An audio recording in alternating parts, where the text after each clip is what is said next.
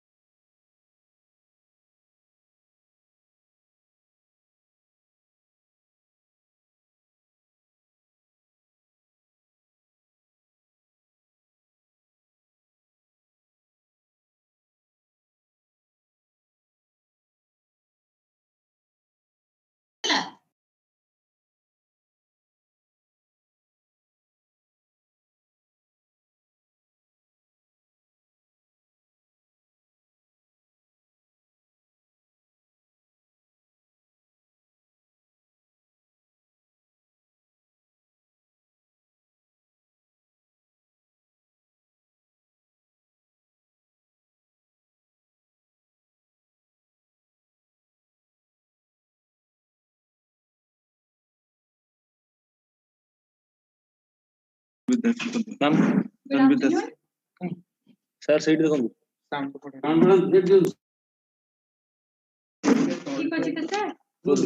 Sound सेठी बड़ा सेठी कम कर दीजिए एटी साउंड करंतु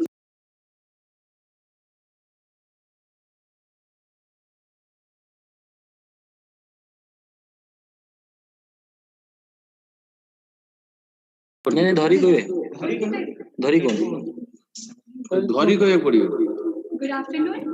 ना ऑडियो कर दे मैं पूरा बिजी अछि Good afternoon. आपण यदि कर दे बोला नले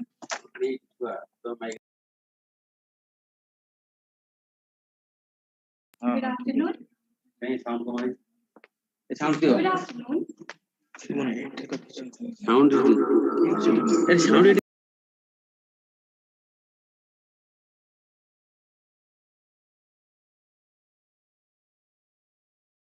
हां साउंड ए साउंड धर ठीक साउंड किसी देले हबो नहीं अरे एटा कम रखिया था एक तो होनथले ना कहले माने कहले Good afternoon. I am Monalisa Tripathi, the host of this event. आपनकर सेठी कोन प्रॉब्लम एठी बढा दुनी किछि बड़े नहीं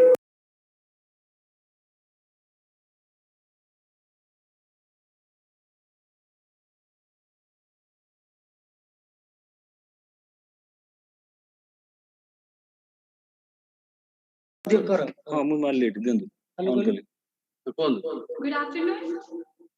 I am Monalisa Tripathi, the host of this नहीं event. सीट बोल सीट कांटेक्ट ले उड़ सब हेलो गुड आफ्टरनून कहीं इको कहीं हो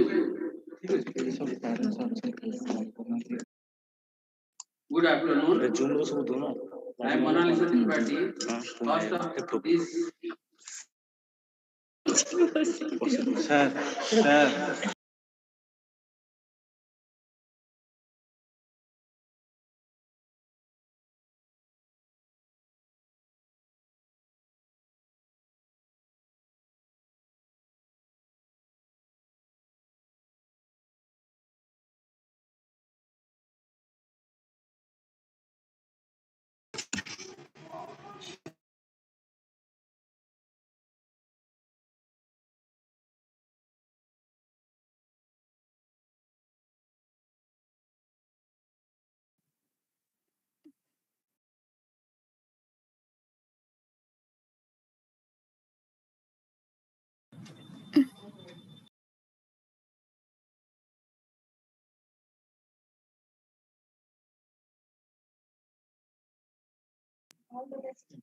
मैडम एरा कैमरा कैमरा देखो दे Good afternoon. अरे एटा Welcome to today's program. ए सेइटार साउंड को हेलो ए एटा बंद करो कैमराटा बंद करो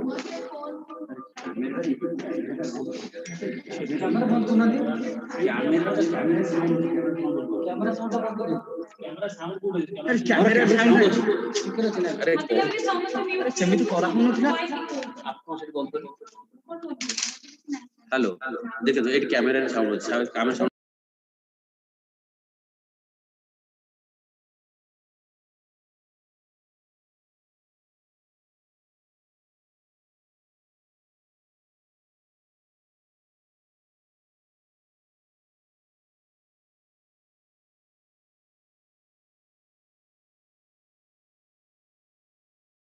कटा की Good afternoon.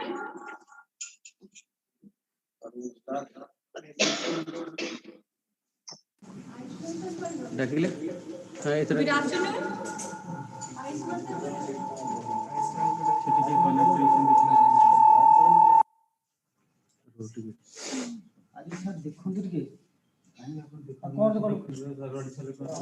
हेलो डाकिले इधर कर Good afternoon. I am Monalisa Tripathi, the host of this event.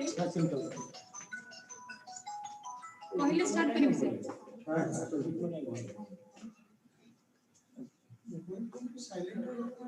नहीं एडी हमने चेक करतो जानी बना कोई बार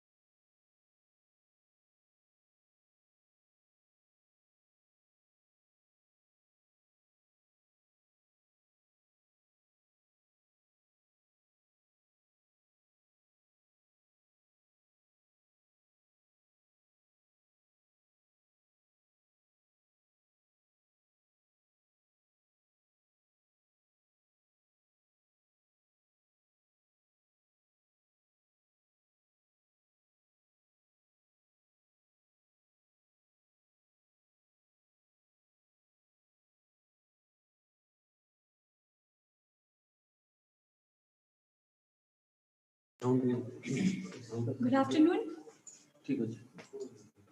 Start करिए. एक ही करो 14.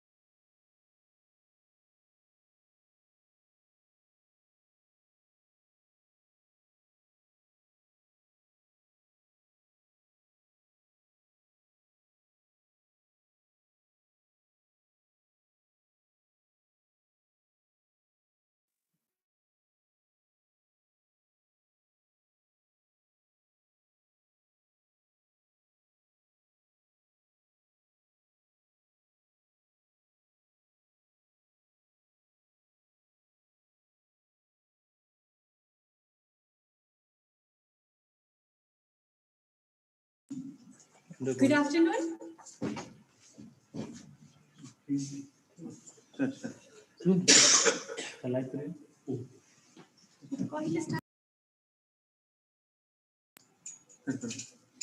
Good afternoon.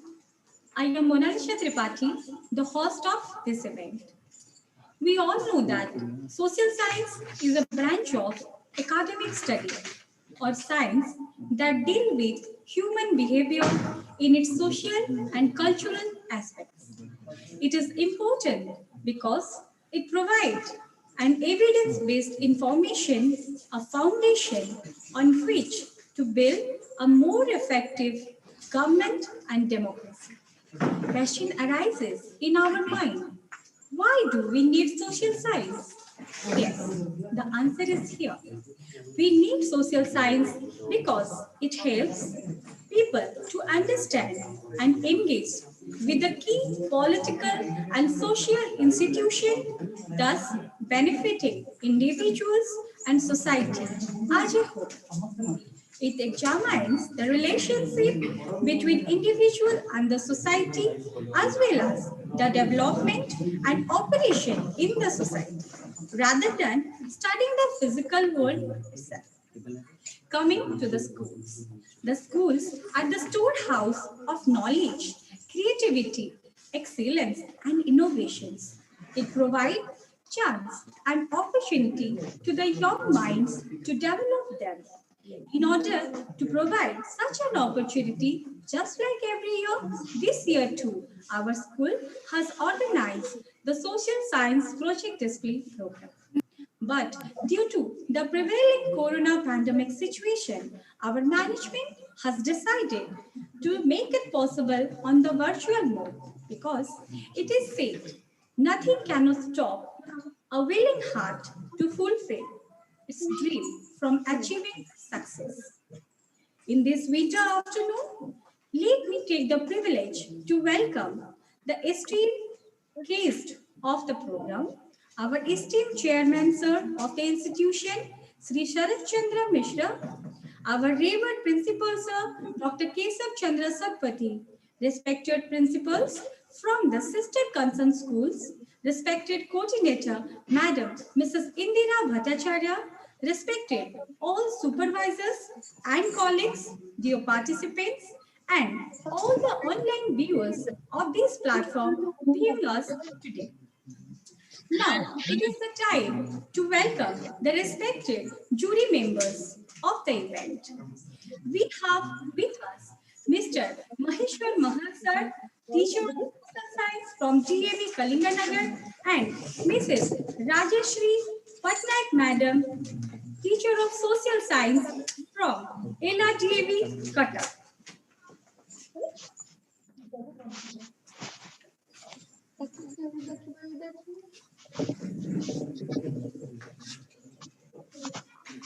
We welcome our jury members with flower bouquet.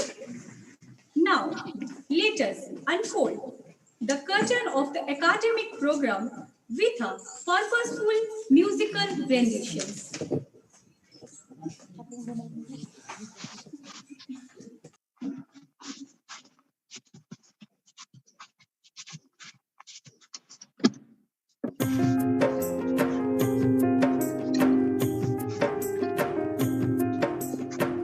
জীবনর গাথা গায়ে মঞ্জুଳ ভাষারে ভাবজার খেলি যায় প্রতি হৃদୟରେ জীবনর গাথা গায়ে মঞ্জুଳ ভাষারে ভাবজার খেলি যায় প্রতি হৃদୟରେ না তার সামাজিক পাঠ প্রকল্পরে মজিছন্তি ଆମ ସ୍କୁଲ ଚାଟ କହେ ଇତିହାସ ବାଣୀ ଇତି ନାହିଁ ଯାର ଭୂଗୋଳରେ ଦେଖାଏ ଯେ ବିଶ୍ୱ ଭୂମଣ୍ଡଳ ଅର୍ଥନୀତି ତତ୍ତ୍ୱ ବାଢ଼େ କେଡ଼େ ମିଠା ସତେ ନଗର ବିଜ୍ଞାନ ପଢ଼େ ଯେ ସେ ଜଗତକୁ ଜିତେ ମନ ପ୍ରାଣ ଢାଳି ଦେବା ତାର ମଙ୍ଗଳରେ আলোকিত হেবাস ସେହି আলোকরে আলোকিত হেবাস ସେହି আলোকরে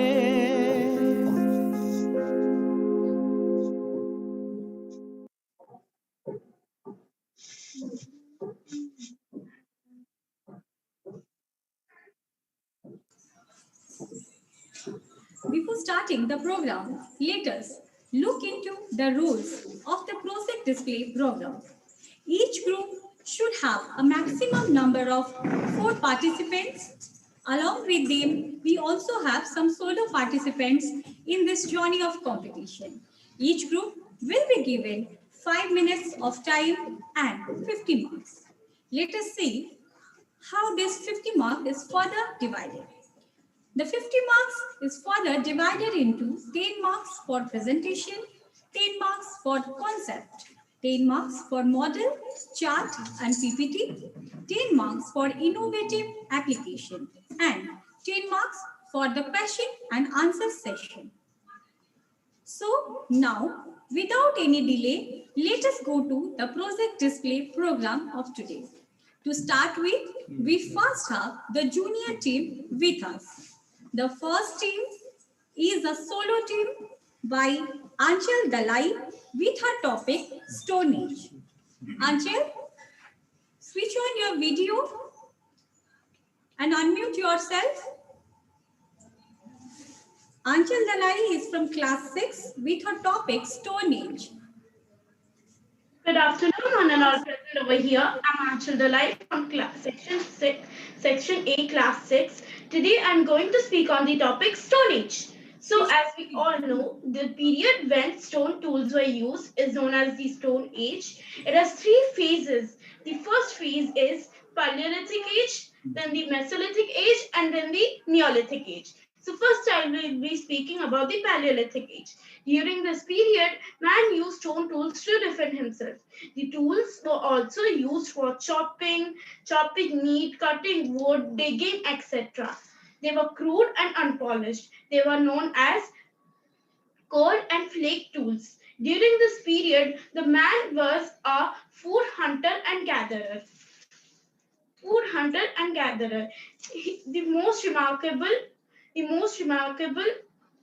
invention of this period is fire.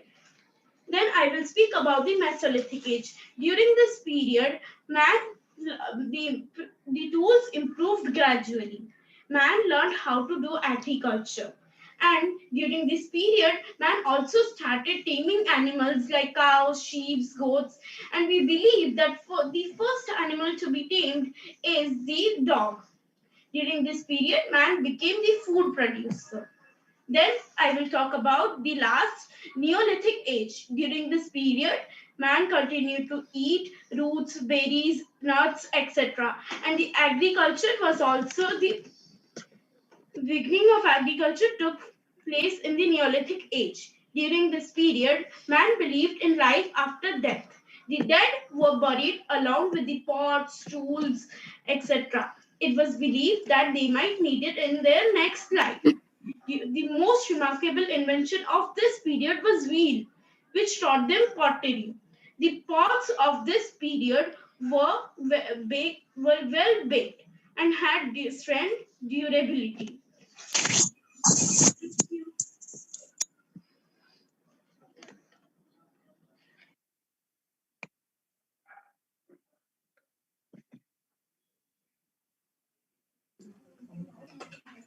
Anchal, Yes, ma'am. now shall we go with the question answer? Yes, ma'am.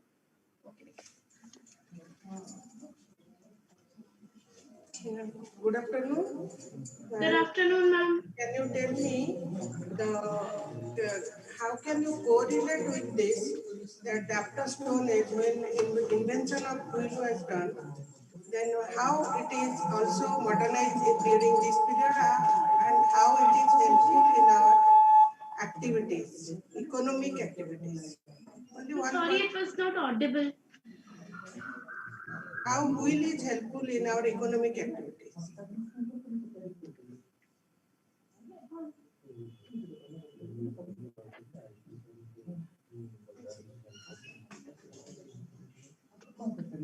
You told that is agriculture. Not audible. How can I say? That time people started the settled life.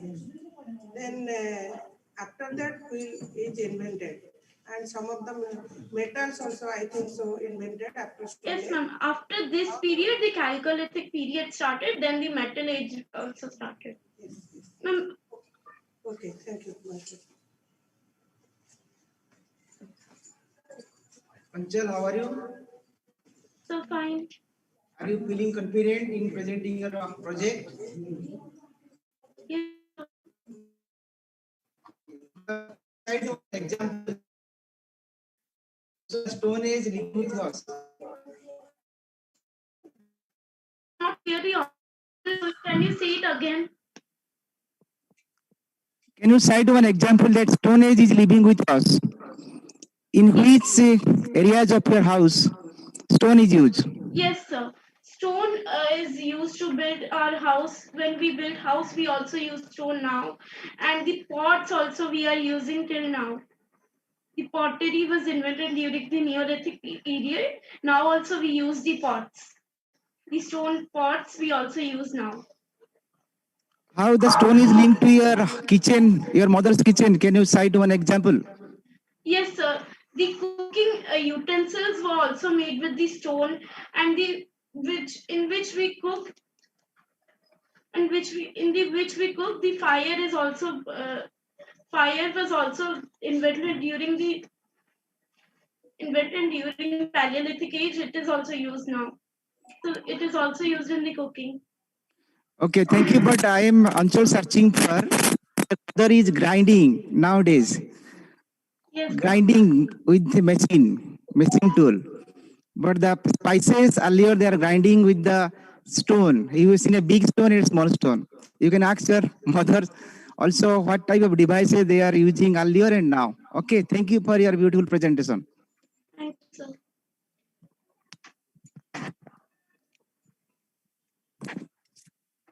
Thank you, Anchal. The next team with us is of Shreya Barik and Srividya Das with their topic Reservation in Governance. Shreya and Srividya, both of you switch on your video and unmute yourself.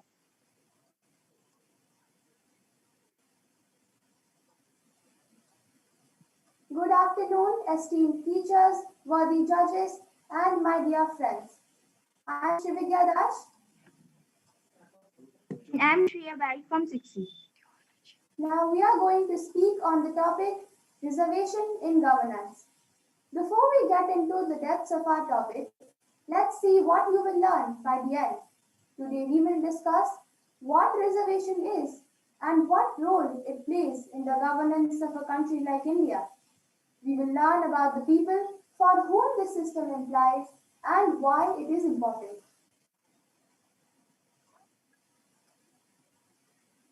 First of all, we will know what is reservation in governance system. There are many members in a rural or urban governance body, but some seats are reserved for the lower caste people to work in the governing bodies. This is done to make sure that the people from lower caste get adequate opportunities to work in governance field. This is called reservation in governance system.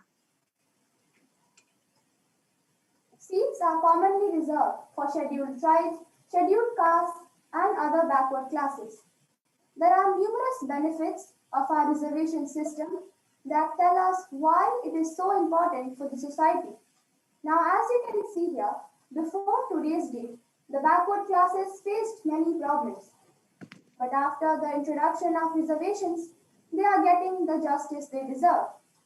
It provides them with an opportunity to participate in the democratic process of the government. It is said that all must be brought to the same level before comparing them to one another. Reservation helps backward classes to improve and match with the upper section of the society. We know in every rural governing bodies, the seats are not only reserved for the lower caste people, but also for the women. Why is it so? It develops the qualities of self-reliance, initiative, power of decision-making, and participation in democratic process of the government. Next, what opportunity does it provide? It provides them an opportunity to develop themselves. At last, we will know for how many seats are reserved for them. 50% voting seats are reserved for the women in Indian rural governance.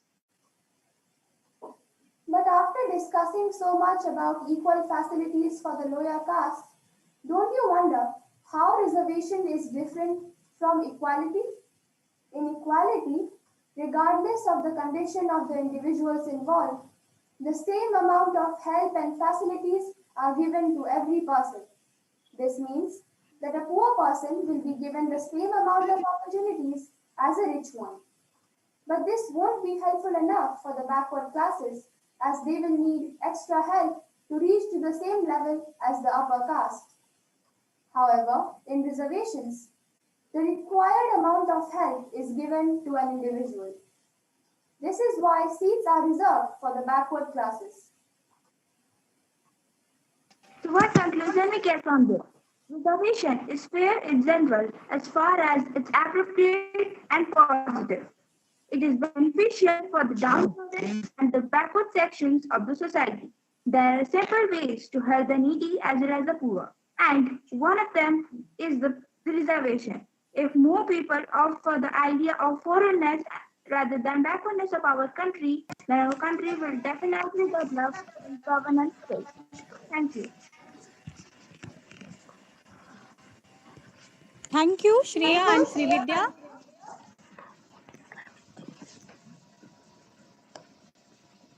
Then for both of you, I am asking one question, that is basing on your topic, reservation in governance.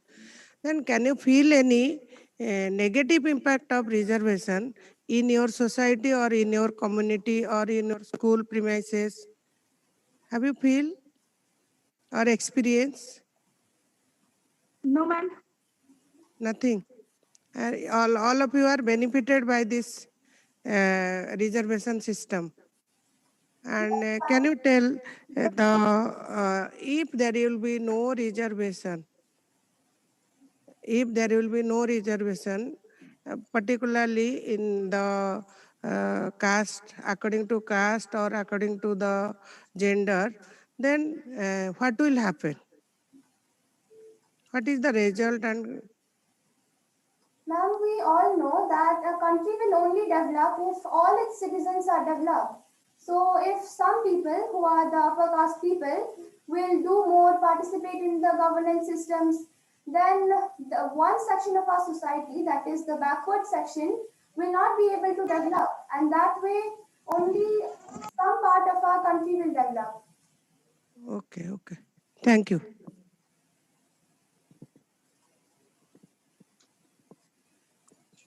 Shreya and Srividya, how are you? So we are fine. Sir, fine. Are you enjoying it, remaining at home now? Are you missing your teachers and school? Definitely, sir. Okay, good. Your chart paper is looking very beautiful. As well as your coordination between you is very good. Just one query to you. Your project is based upon reservation. Can you tell me in which part administrative system, not in job or in school colleges, the reservation is now working successfully? Can you cite?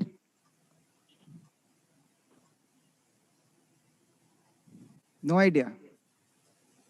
Sorry, sir. In school colleges there is reservation, in government job there is reservation. Except or besides that, in which area of our administration, I am giving hints, in politics, is reservation is working well?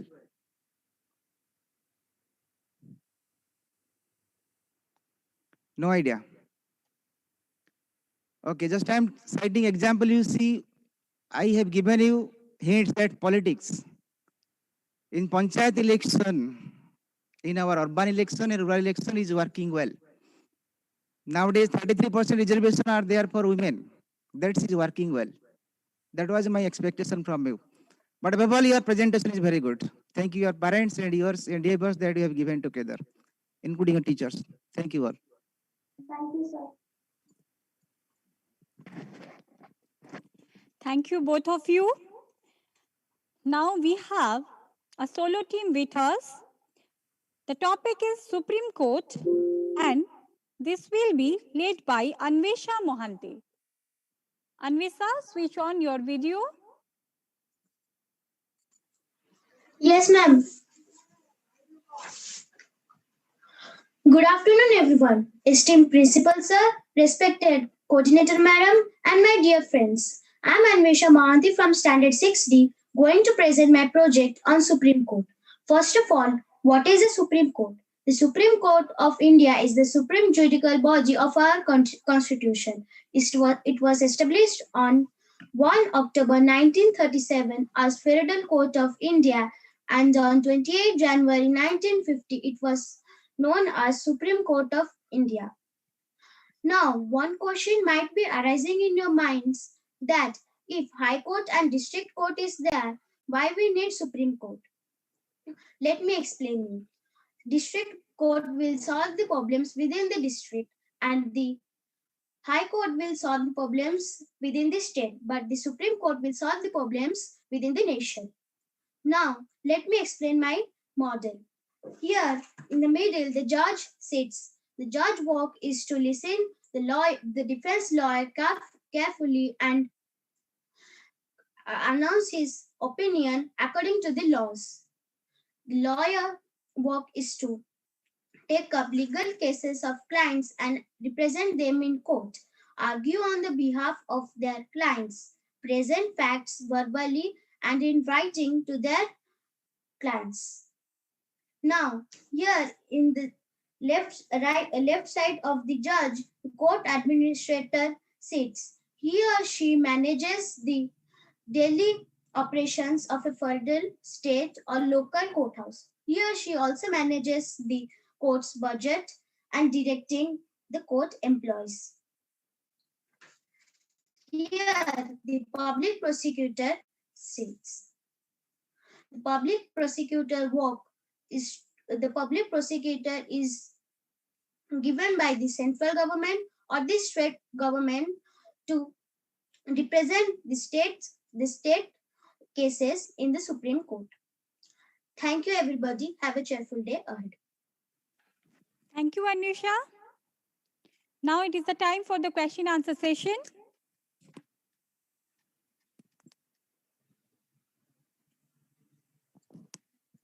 Anusha, good afternoon. Good afternoon, And you ma'am. have also clarified very nicely. And how are you spending time at home?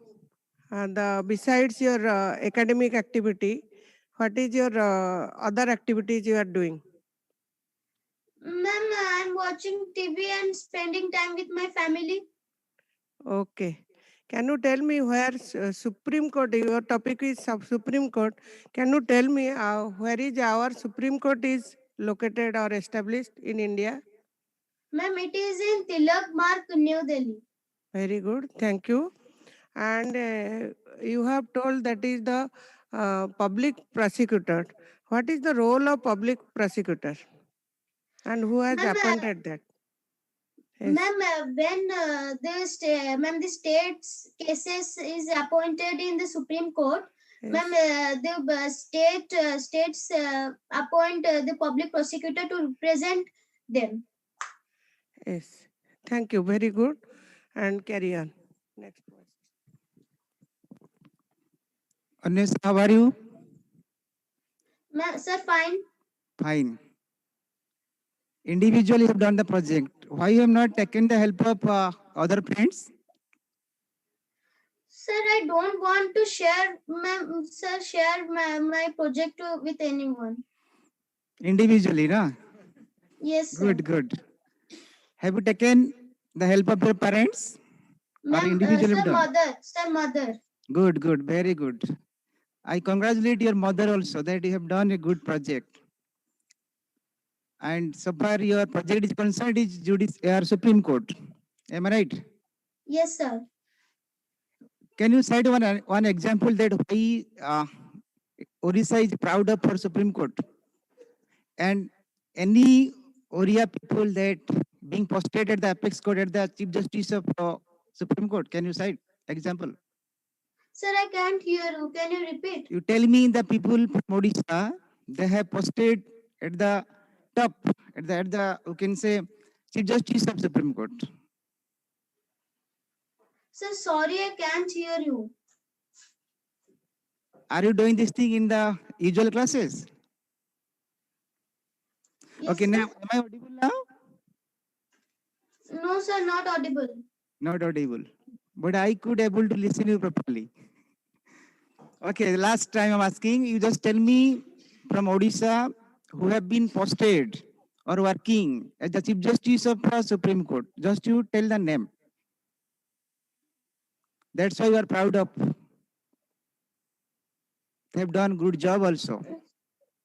Sir, sorry, I didn't know. Okay, thank you. Thank you for your presentation. Individually, we have done well. And carry on. Thank you. Thank you also Thank to your you, sir. parents as well as Thank your you, ma'am. teachers, those who have guided you. Thank you. Thank you, sir. Thank you, Anvisha. The next team we have with us is Anubrat Sahu and Tanbir Das with a very interesting topic, climate change on Indian agriculture. Both of you switch on your video and you can start your presentation.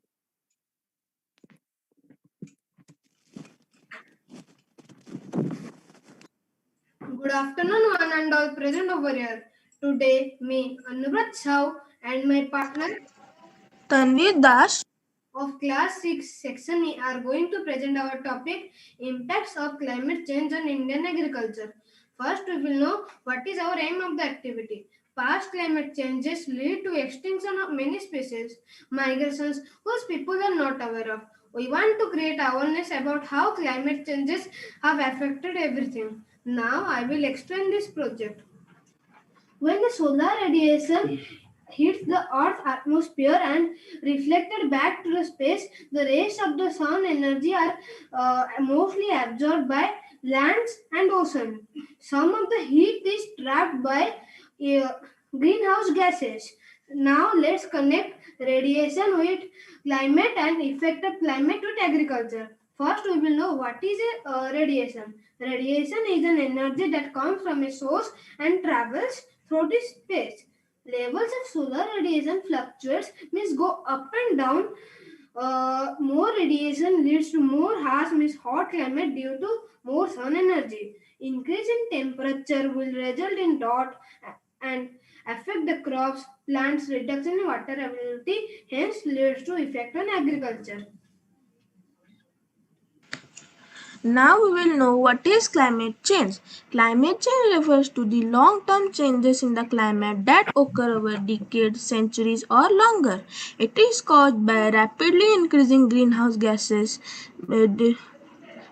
in the Earth's atmosphere due primarily to burning fossil fuels like coal, oil, and natural gas. Now, which climate is best for agriculture in India? Due to differences in climate, soils, and the patterns of land ownership, these largely failed. When they did succeed, they tended to heavily favor farmers with substantial land holdings. As a high percentage of temperature, agricultural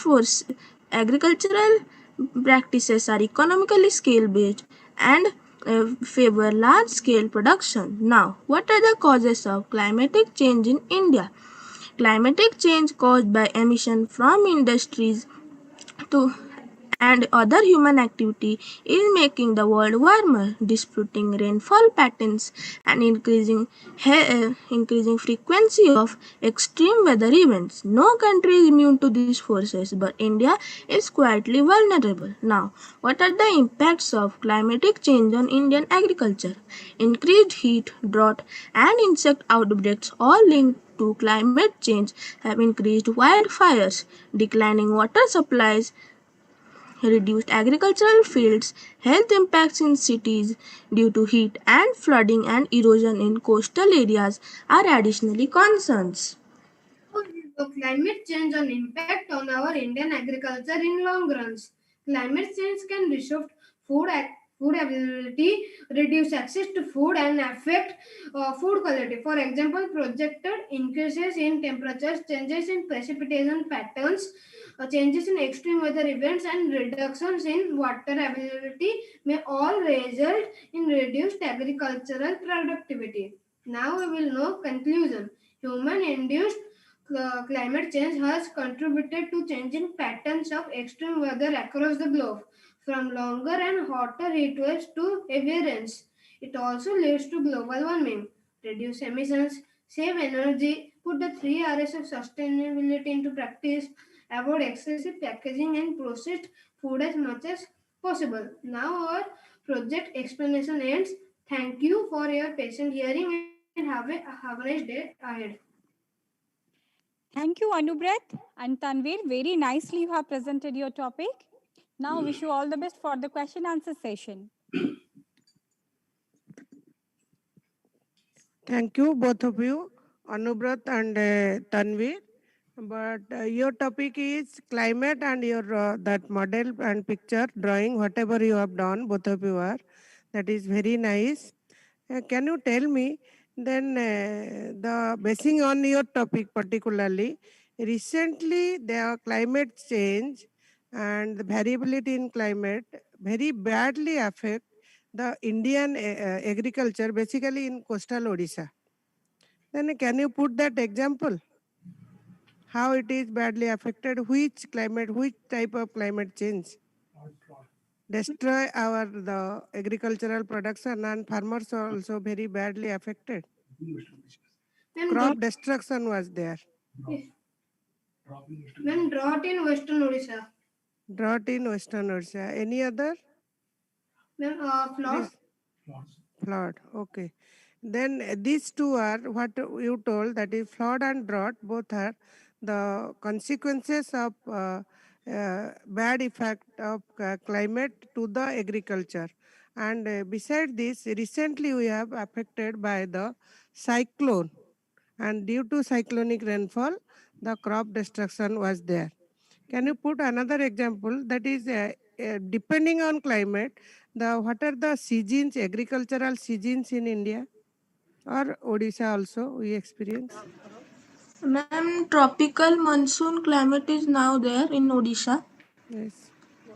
But basing on the agricultural production, there are the climate is recognized, or some of the agricultural seasons.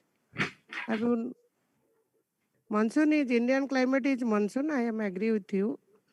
But some agricultural seasons are there. Have you any idea? Ma'am, raining and Rabi. Okay, thank you.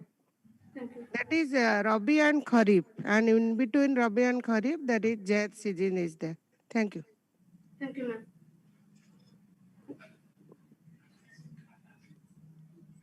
Thank you, children. Your presentation is very good. As well as you have done a beautiful project. I provide thanks to you as well as your teachers and your parents also. Only one point you just clarified, difference between weather and climate. Sir, difference between weather and climate, sir. Weather generally refers to the conditions of the atmosphere at place, and climate is the average weather taken over a long period of time. Thank you. Thank you. Thank you, both of you. Now, the next team we have with us are Jajulian Swai and Arnab Kumar Mishra with their topic India and its diverse landforms.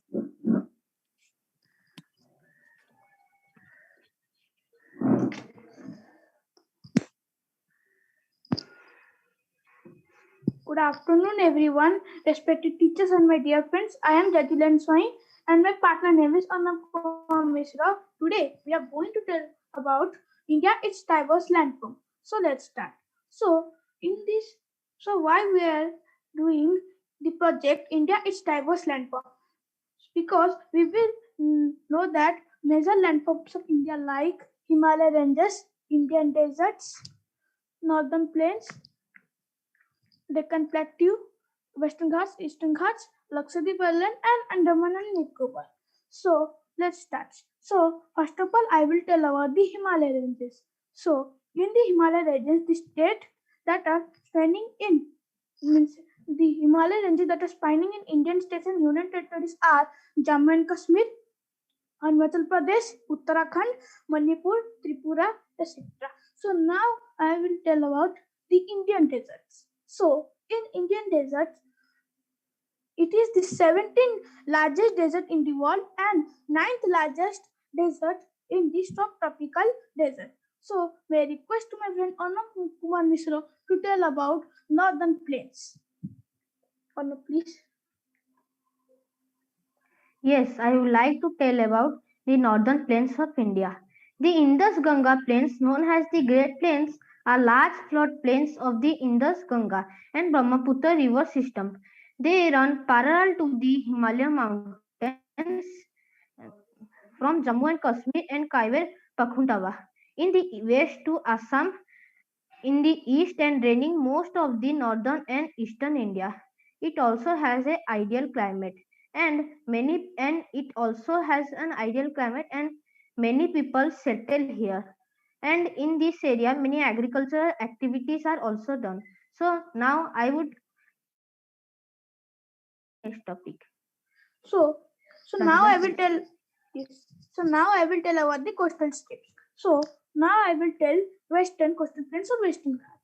So it lies in the Western Ghats and Arabian Sea in the west. It is a narrow plain and the northern part is called the Konark Coast. The central stretch is called the Kannada Plain while the southern stretch is called the Malabar Coast. So now I will tell about the Eastern coastal plain. So it lies in the Eastern Ghats and Bay of Bengal Sea in the southeast. It's a wide and a level plain, and the north part is referred to as the northern Silka, while the southern part is known as the Coromandel coast. So now may I request Onam Misra to tell about next topic. So now I will tell about Icelands. Andaman. So first I will tell about Andaman and Nicobar Islands. The Andaman and Nicobar Islands, a union territory of India, are a group of 572 islands, of which 38 are inhabited at the junction of the Bay of Bengal and the Arabian Sea. Lakshadweep Islands. The Indian western coast, as well as to the other islands nations such as Sri Lanka and Maldives, nearest to the shipping lanes and wide geographical spread, make these islands extremely important for ensuring security of sea, lines of communication, and also for security of India. So now I request Jajulan to tell the next topic. Yes, now I will tell about the Great Plateau. So now I will tell Deccan Plateau. The Deccan Plateau is a larger plateau in the western and southern India. It extends over 8 Indian states and comprises a wide range of habitats covering significant part of Telangana, Maharashtra, Karnataka, Andhra Pradesh, Kerala, and Tamil Nadu. Now I will tell about the Peninsular Plateau. The Great Peninsular Plateau is the triangular shape.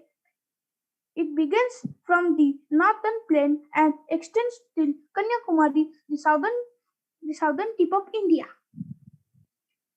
To the northwest of this plateau lie the Aravalli Hills, the Western Ghats, and the Eastern Ghats lie to the west and east of the Peninsular Plateau, respectively. So in this we are sign off. Thank you for your patience. Now may I request to... Thank you, Adna and Jajulian. You have presented very nicely. I wish you all the best for the question answer session. Over to the juries. Thank you, both of you. And your model is also very nice. And both of you have done jointly, or otherwise one of you have done the model and one of you have written that synopsis.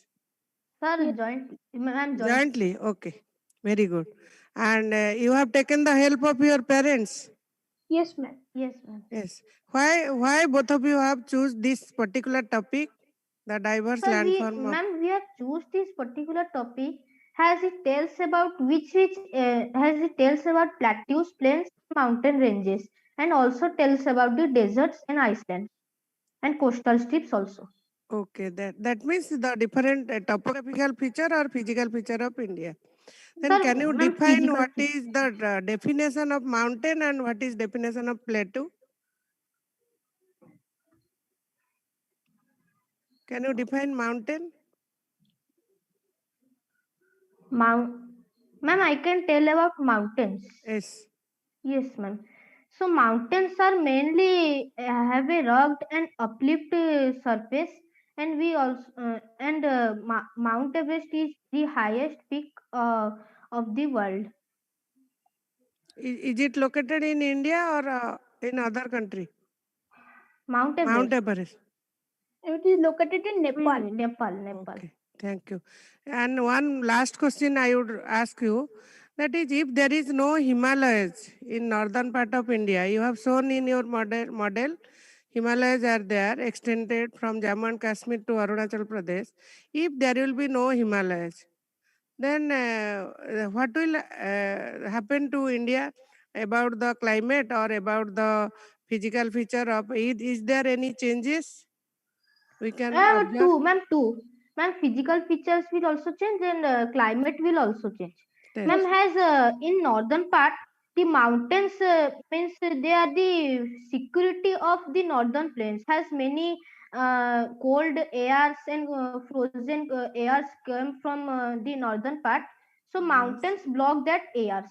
Yes. And if mountains will not there, then our physical feature will also affect. So Very also, good. And it's also affect the providing water and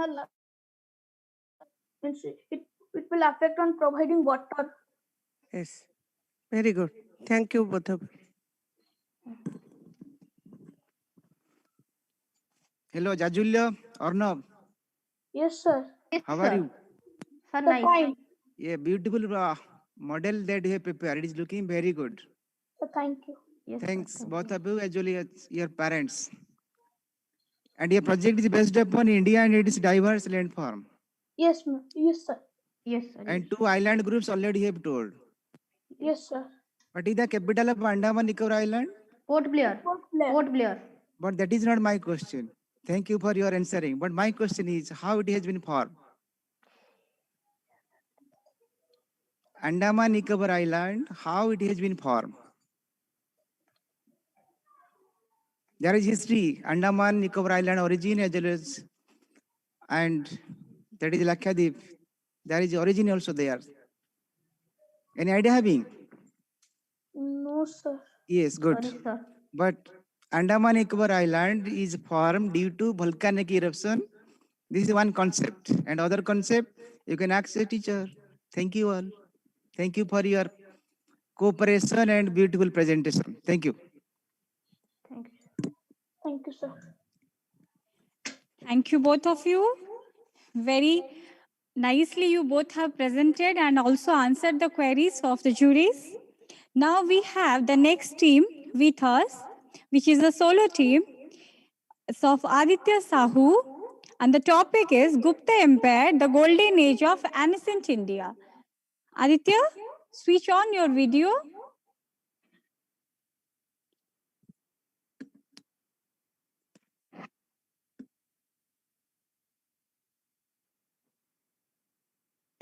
Aditya, are you listening?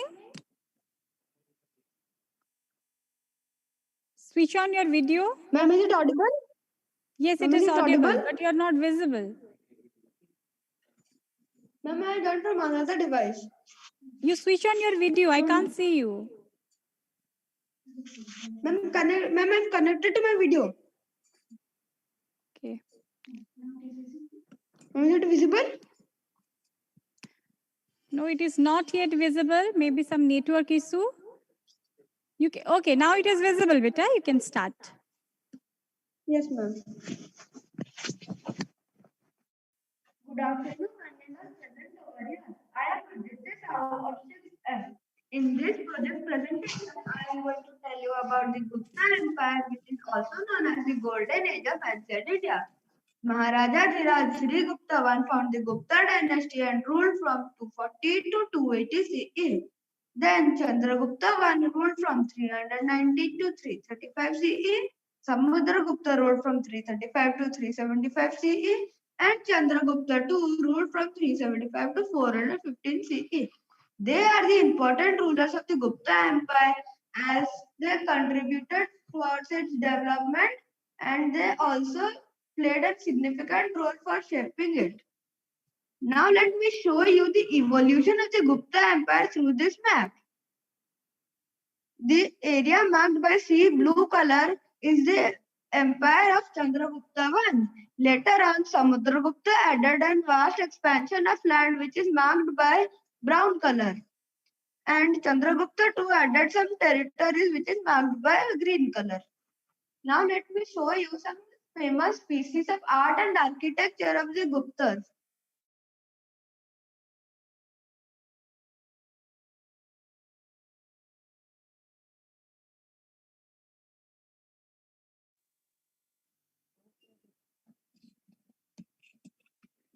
Your voice is not audible. Aditya, we can't hear you.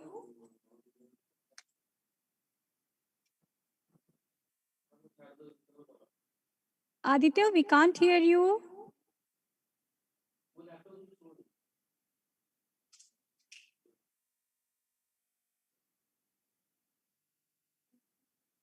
Aditya, if you can do something, try to do because your voice is not audible to us.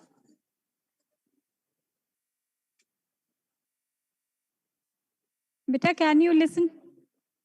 Unmute yourself. Now you tell. Ma'am, now is it audible? Yes, better. Now it is audible. You can start. Ma'am, I am continuing. Now I am showing you some famous pieces of art and architecture of the Guptas. The large images of Mahatma Buddha, a small roomed temple at Deoghar in Jhansi, the iron pillar at Mehrauli in New Delhi, the Ajanta and Ellora caves are some examples of it. Now let me tell you about the about the science and technology of the Guptas. Aryabhatta, a great mathematician and scientist, proved that Earth moves around the sun and not vice versa. Nagarjuna, a famous scholar of chemistry, composed the alloy of the iron pillar, which hasn't rusted till today. Charak, a physician, wrote Charak Samhita, and Sushruta, a surgeon, wrote Sushrut Samhita. Now I am going to tell you about the economic condition of the Guptas. The gold coins of the Guptas are known as dinaras. They had a strong economic condition. The Guptas had interstate trade relationships. Now I am going to tell you about the language and literature of the Guptas. They revived the Hinduism and Sanskrit language through the rich art and literature and language. Kalidas had on the court of Chandragupta too. He was one of the 9 gems of the royal court called the Navratna. Pandit Vishnu Sharma wrote Panchatantra. Bhasa, the father of Indian drama, wrote 17 plays. Vishakadatta's Mudrakshas is one of the famous plays. Ramayana and Mahabharata were translated into Tamil. So, in conclusion, the development of agriculture and industry, encouragement for trade, political unity and peace, ideal administration, revival of Hinduism and Sanskrit language, progress in art, literature and science, efficient coinage system made the Gupta Empire known as the Golden Age of Ancient India. Thank you.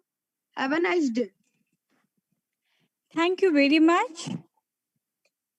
Now in the question answer session, wish you all the best. Thank you, Aditya. And you have collected the various articles and pictures regarding your topic, that is Golden Era during Gupta dynasty and Gupta Empire. Can you tell me, I will ask you one question. Can you tell me where Ellora cave is located? Ma'am, it is located in UP. Okay. Okay. Thank you. And only you have collected these pictures, or your parents helped you, or you have taken any? Me to collect these pictures, and some of the pictures are collected by my teachers who showed us in our class. Okay. Thank you to you and your teachers also, and to your parents. Very nice project. Yes, ma'am. Aditya, how are you? Sir, I'm fine. Fine. Your study is very good, looking very beautiful. Who has prepared it?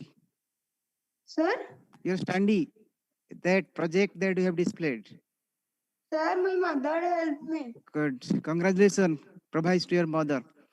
Aditya, please tell me that Mehruli Pilar you are telling, Mehruli Pilar. No, Yes, sir. the contribution of the Gupta.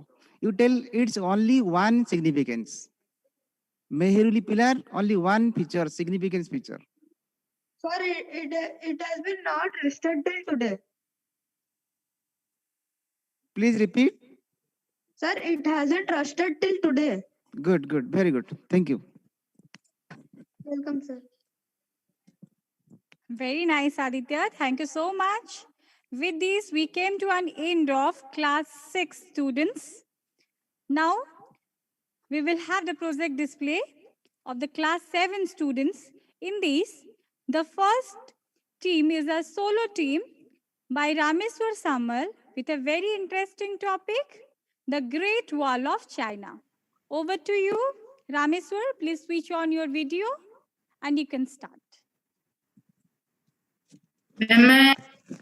Ma'am, am I visible and audible? You are visible, but your voice is breaking. Hello? You are visible, but Ma'am, your now voice am I is... audible? Yes, you can tell.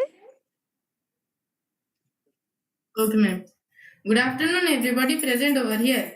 Respected judges, esteemed teachers, and my dear friends. I am Rameswar Samal from class 7A, going to discuss about my project, The Great Wall of China. The Great Wall of China is one of the 7 wonders of the world and is also listed as a World Heritage by UNESCO in 1987.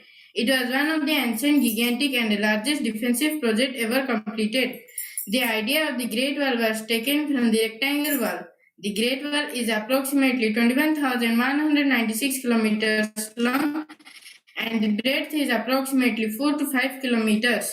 The Great Wall, the Great Wall stretches from the Shanghai Pass on the east coast to the Jiayu Pass in the west. It is made up of a number of interconnecting walls. It was mainly built by three dynasties. They are the Qin dynasty, the Han dynasty, and the Ming dynasty. The main reason why the Great Wall was built is to prevent troops from north invading Chinese territories and to defend China from attacking Mughals, Huns, and other tribes. The other main reason was to declare where the Chinese border was. Now question comes to our mind: which material the Great Wall was constructed? Mainly, the Great Wall was constructed with natural materials like stones, woods, granites, and bricks. Mostly, bricks were used for the construction due to lightweight. It is said that during the construction, number of people who constructed the Great Wall were in millions. It is also said that approximately 3 million people died during the construction of the Great Wall. The construction of the Great Wall started in 17th century and ended in the 18th century. There are mainly two parts in the Great Wall. They are the Beacon Tower and the Watch Tower. Let us first discuss about the Beacon Tower.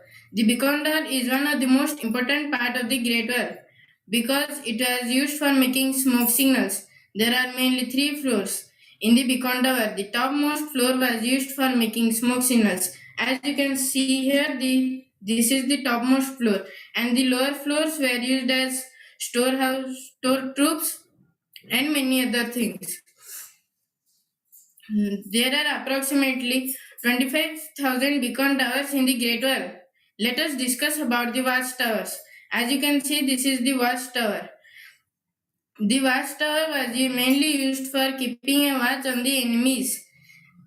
There are approximately two floors in the watch tower. It is built at a distance of and an interval of 1 kilometers. There are approximately 7,000 watchtowers in the Great Wall of China. But due to some man-made construction, the Great Wall is being destroyed.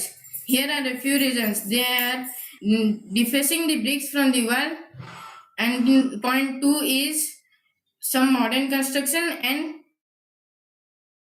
point 3 is tourist access development. But now it is our turn to preserve it. Here are a few steps how we can preserve the Great Wall. They are never removing or defacing the bricks from the Great Wall. And the second point is do not littering anywhere. And the third point is officials should be enforce relevant regulations and laws. So from this we conclude that we should try to protect the monuments. With this I would like to sign off. Thank you. Thank you, Rameshwar. Very nicely you have made your model. Can you show that model to your teachers, to the jury? Yes, ma'am. Yes, ma'am. Ma'am, this is the beacon tower, and this is the topmost floor, and this is the second floor, and this is the first floor. If you can adjust your camera, it will be better because properly it is not visible.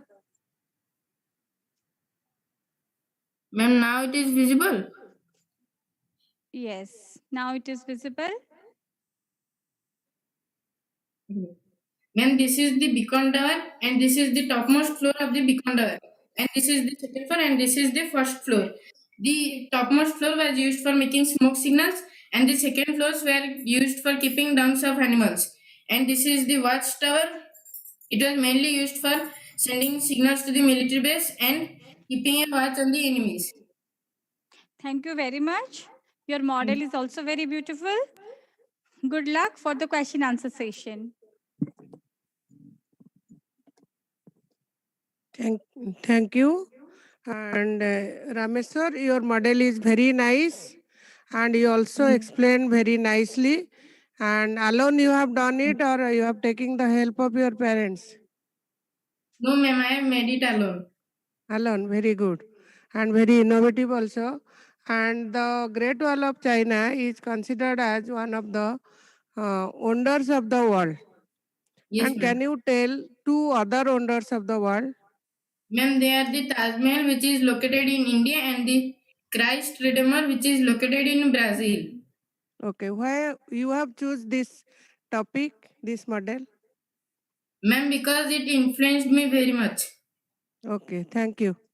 Very Thank good. you.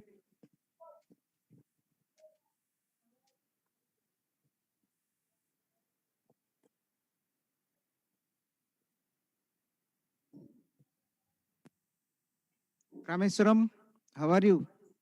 Sir, I am fine. Fine. Yes, Why sir. am I taking the help of your other friends? Why you have done alone the project? Sir, I have done it alone because when I am taking other friends, they will say this or that. Good, good.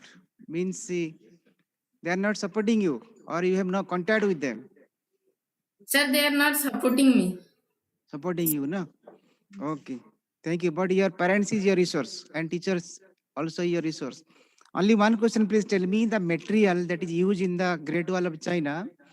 So it is they are exported or imported? Sir, they are exported and imported. Which material they are using? Sir, granite, wood, stones, and bricks. Okay, good. Which dynasty has built it?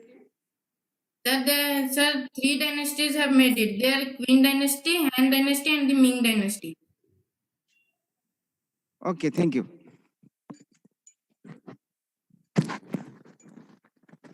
Thank you very much. Now we have another solo team with us, Amlan Anmol, with his topic Mughal Empire and the Battle of Panipat. Amlan, switch on your video. Yes, ma'am. Ma'am, am I visible? No, you are not yet visible. Yes, you are visible. Okay, ma'am. Ma'am, can I start? Yes, you can start. Good luck. Good afternoon, everybody. I am Amlan Anmal Raut of class 7A. Now I am going to present the topic of my presentation, that is the Mughal Empire and the battles of Panipat. The battles of Panipat is the battle which occurred in the medieval history where the battles were going on. There were three types of battles. The first battle of Panipat, the second battle of Panipat, the third battle of Panipat. The first comes the first battle of Panipat. It was occurred in 21st April 1526. It was occurred between Babur and Ibrahim Lodi. Babur was the founder of Mughal Empire in India, and Ibrahim Lodi was the last ruler of Delhi Sultanate in India, who was ruling over 300 years. The result of the war was the victory of the Mughal Empire, which led to the establishment of Mughal Empire and the decline of Delhi Sultanate. Now I am going to explain what was the reason of the war of the first battle of Panipat. The first battle of Panipat was due to the Babur, who was the ruler of Kabul. The ruler of Kabul lost the two battles of Samarkand, so he left hope to extend his empire towards the Central Asia. Then he head towards the India, as he was invited by Daulat Khan Lodi, who was the governor of Punjab. Daulat Khan Lodi also wanted Ibrahim Lodi not to be the ruler. So he invited Babur to defeat him, and establish and allow Daulat Khan Lodi to be the ruler of the Delhi Sultanate. Babur and Ibrahim Lodi then met at the first battle of Panipat in 1526. During the battle, Babur has less army as compared to Ibrahim Lodi's army, but Babur used many military tactics like Tulgama and Araba, which were very successful in in his battle. Tulgama style is the style in which the ruler positions his army in left, center, and right. And Araba style is the style in which the ruler advises the commands the army to place two carts in front of the one cannon. Hence, it will confuse the other part of the enemy about the destruction. Now, what happened after the battle? As there were no cannons in Ibrahim Lodi's side and Babur has limited ones, Babur's side gave major destructions to to Ibrahim Lodi's side. Hence, the Ibrahim Lodi's side were defeated, and the Mughal Empire started establishing towards towards India. Now comes the second battle of Panipat, which has occurred in 5th of November 1556. It was between Babur, who was the grandson of it was between Akbar, who was the grandson of Babur, and Hemu Vikramaditya, who was the last Hindu emperor who ruled over Delhi. In this battle, Mughal Empire under Akbar with the guardianship of Bairam Khan got victory over the Hemu Vikramaditya. What was the reason of the battle?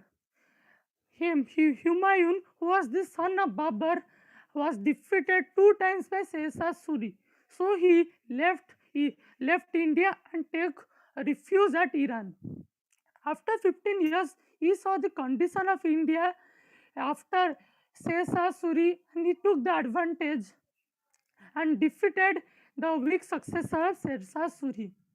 Hence, the Mughal Empire got re-established again when Humayun defeated the weak successor of Shah Suri. But at that time, Mughal Empire was not at all strong in India, as Delhi and Agra have been taken away by the Hemu Vikramaditya. Hence, Akbar and with the guardianship of Bairam Khan decided to capture Delhi and Agra to re-establish a strong Mughal Empire in India.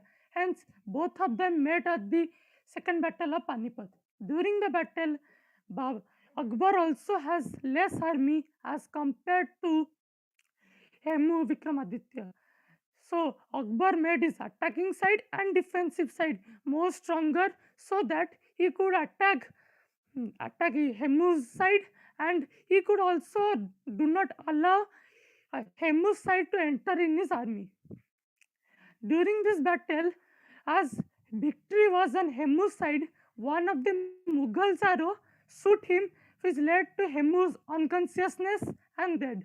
Seeing this, many soldiers ran away from the battlefield, where around 20,000 soldiers were also killed.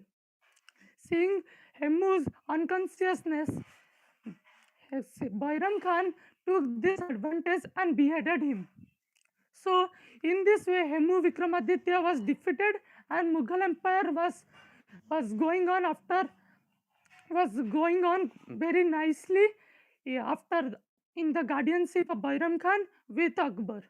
After Bairam Khan, Akbar ruled the Mughal Empire, and he was the greatest ruler of the Mughal Empire. After him, Jahangir and Shahjahan came.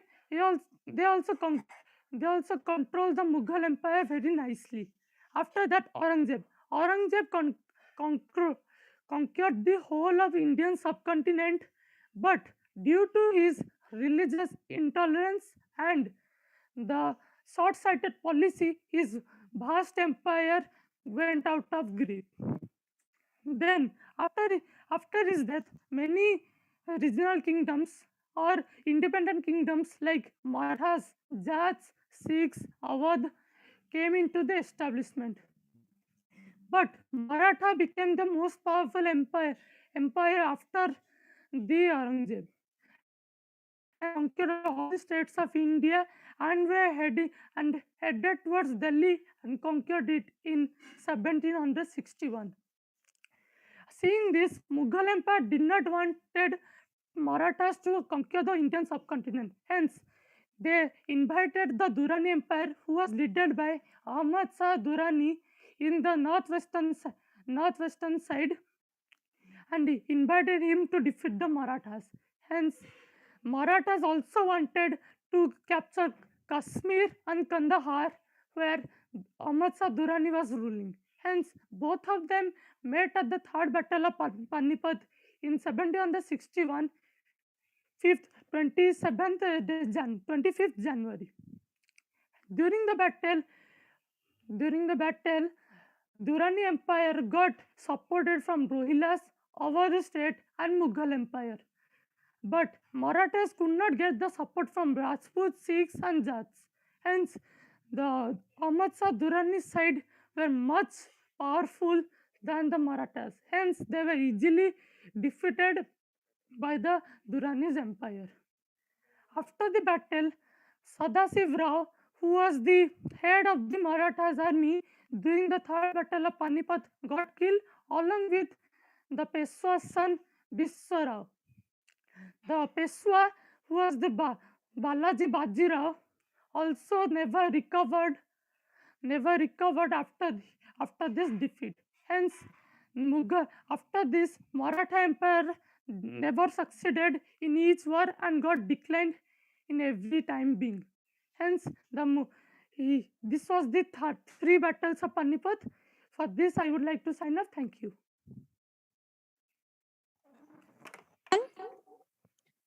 Over to the juries for the question answer.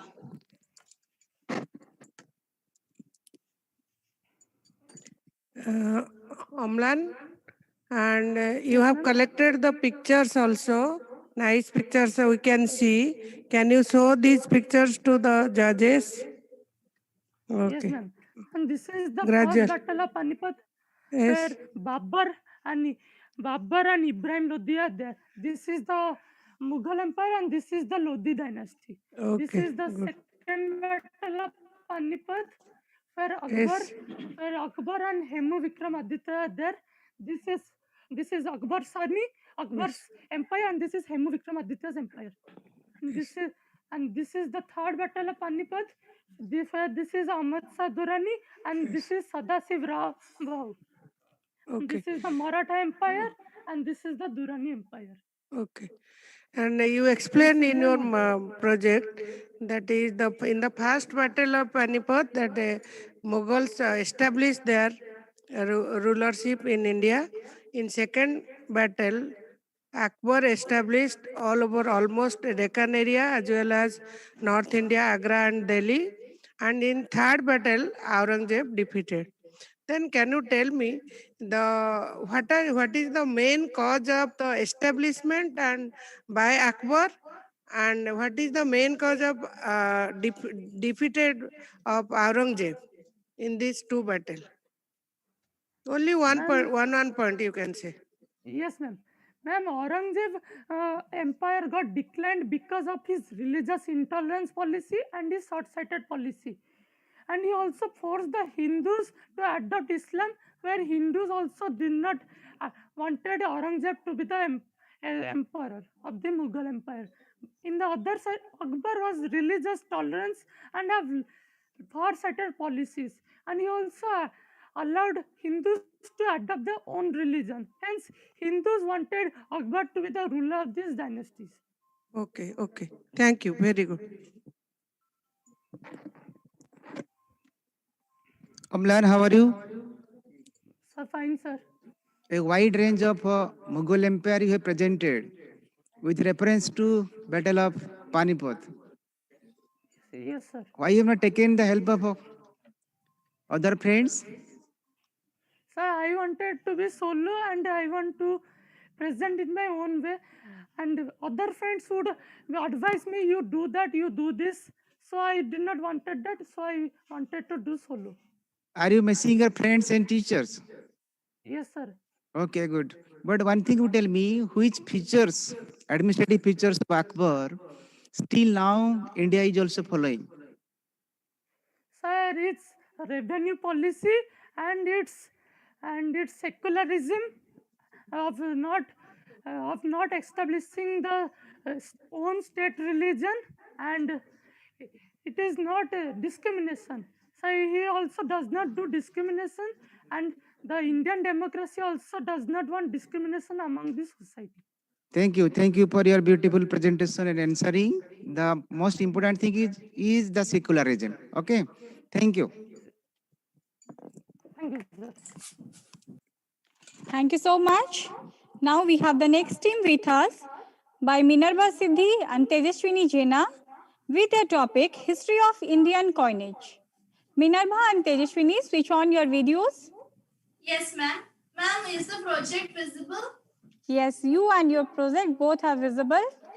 Okay, You can start. Good luck. Thank you, ma'am. Good afternoon to one and all present over here. Esteemed jury members, honorable teachers, and my dear friends. I'm Minerva from 7B. And I am Tejaswini from 7F. We are going to present our project on the topic History of Indian Coinage. I am going to explain about coins of ancient India. Dakshin Panchal. These coins were marked with the symbol of swastika. Kushans or Roman style. Kushans issued coins with images on both the sides using Roman style. Magadha coins. The coins were punched with symbols like sun, moon, trees, mountains, etc. Saurashtra coins. These coins had a symbol of a horned bull. Coins like Nishka, Shatamana, and Krishnara were found in the later Vedic period. He is King Samudragupta and he belongs to Gupta Empire. This is his coin. Gupta Empire is also known as the Golden Period. Rudradaman.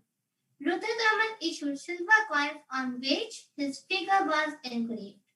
Now I am going to explain about coins of medieval period. He is Iltutmish and he issued silver coins Tanka and copper coins Jitter. Muhammad bin Tughlaq. He introduced token currency, but he failed in his project. Feroz Tughlaq. He introduced coins of smaller denominations. Sher Shah Suri. After defeating Humayun, Sher Shah Suri issued rupiah, which is a 178 gram of silver coin. We came to know about the coins of ancient and medieval India.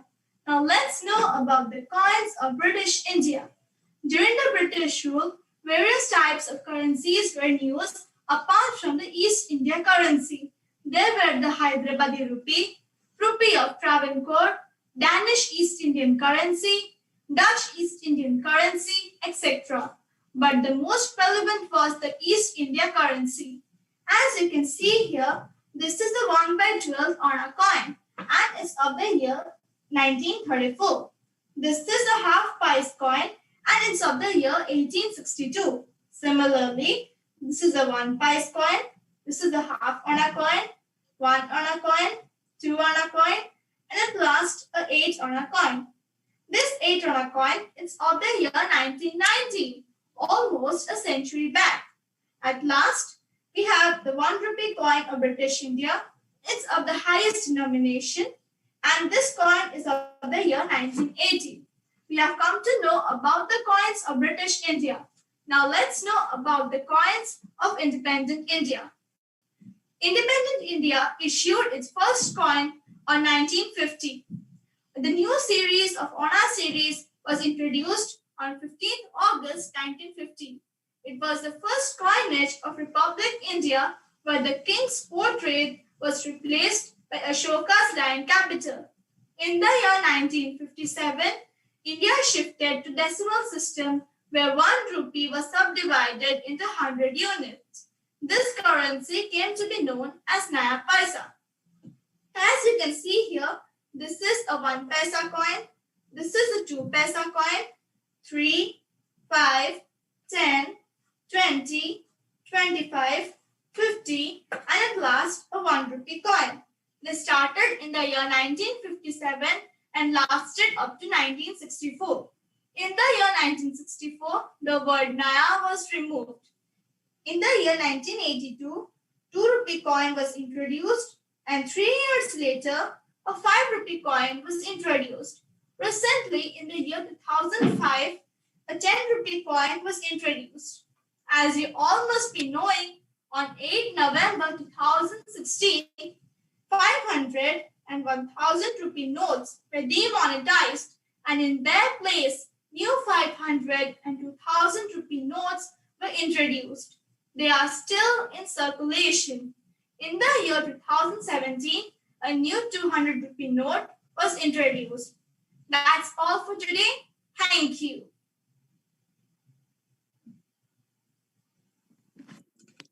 Thank you, Minerva and Tejashwini.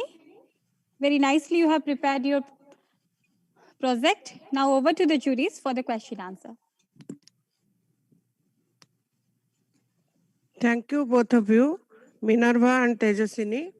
And your collection also very nice. You have collected so many coins and notes also. Nowadays we are not using. Only one question I will ask you. What are the main objective to use or introduction of coin and the paper money? Why people introduce or the kings were introduced, that is made up of metal, as well as nowadays we are using also paper money? What is the main objective, main aim of this use of these coins and monies? Ma'am, we all know that coins represent the level of development of technology of a period. Ma'am, previously silver, gold, leather, lead, tin, and all these types of materials were used to make coins. This denote the level of technology of that period. And ma'am, some coins also represent the social and religious values of the people of that period. Okay. In economic activity, basically it is act as a or role of money or coin is as a medium of exchange. That's why. Yes, Thank you. Previously there was barter system, and later they exchanged coins. Yes. Very good. Thank you, ma'am. Minerva and Tejaswini. Am I audible? Yes, sir. Yes. Your combined efforts and combination is very good. Your presentation also good. And you will look straight, you will not look your picture. The images that you have pasted will not look it. You have pasted all currency notes also there. You'll find that in maybe 2,000 rupees, maybe 1,000 rupees, maybe 5,000 rupees. There are the signature of RBI governor. You look straight, you will not tell it, you will not look your picture. You tell me in which currency there is not Reserve Bank governor signature. Not in coin, but in rupees. You have pasted it, I have seen. Yes, sir. Sir, as you can see here, sir, in this 1 rupee, sir, this coin. No, don't look it. Look straight and present. Sir, in these two, so the signature is not there. Whose signature is there? Who is 2 rupees or which means I'm telling name it. The values of the note. Sir, this 1 rupee coin, sir, is it visible? Yes, visible. Okay, sir. So this one and the below one. Yes, good, very good. It is 1 rupees note. Okay, thank you. Thank you, both of you. The next team is a solo team. Ishan Patnaik with his topic integrated approach towards agriculture. Ishan, switch on your video and start presenting. Am I visible and audible? Yes, you are visible and audible. Good luck. Start. Respected teachers and my dear friends, today I am Ishan of class 7C going to represent my project on the topic integrated approach towards agriculture. So nowadays the farmers are doing that crop growing in a wrong way. So I have come up with all these processes. If they follow these all processes in their crop field, so they will get profit. So the first process is conservation tillage, in which if the farmer will do no tillage work or less tillage, so the humus that is present in the first layer of the soil will not get vanished, and the crop will grow in a better way. So the farmer will get profit. So the second process is rotation and cover crop, in which suppose the farmer is growing rice crop in first field and dal crop in the second field in the first year. So he will grow dal crop in the first field and rice crop in the second field in the second year. So that if the crop is exchanged in the field, so the nutrient of the soil will remain in the soil, and it will the crop will grow in a better way, and the farmer can get profit. So the third process is biochar, in which when the farmer will collect all the dry parts of the plant, such as stem, leaves, flowers, bark, etc., and he will convert it into biochar. And if he adds this biochar to his crop field, so the crop will grow in a better way. So same here also, the farmer will get profit.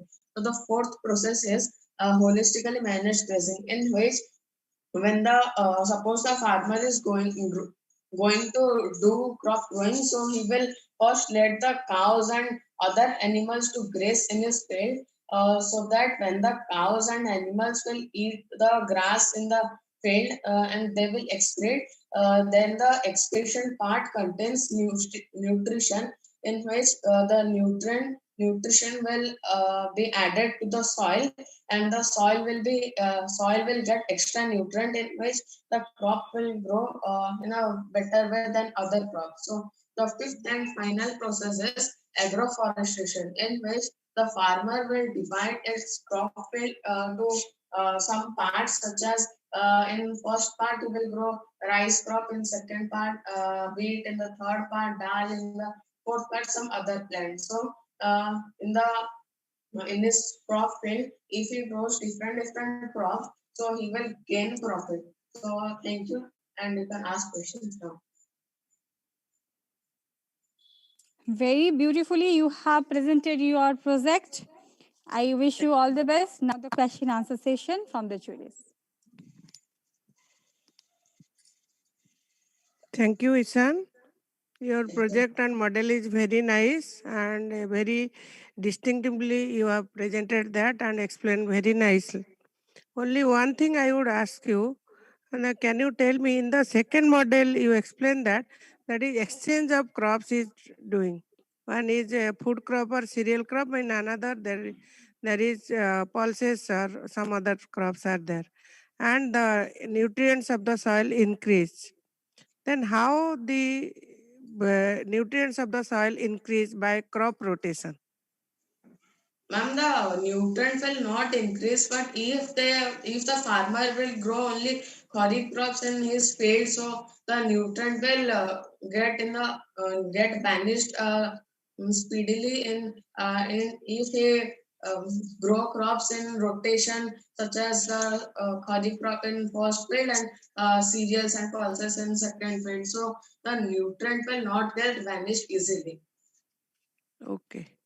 Okay, in the last model also, you told that is how this process is possible if there is small patch of land is there. Is it possible in India, applicable in our country? No, ma'am, but everywhere? No, ma'am. Okay. Thank you. But project model is very nice. Thank you, ma'am. Isana, how are you? Sir, fine. Who has helped you in your project? Sir, my mother. Good. Provide thanks to your parents also. So Isana, you just tell me the difference between manure and fertilizer.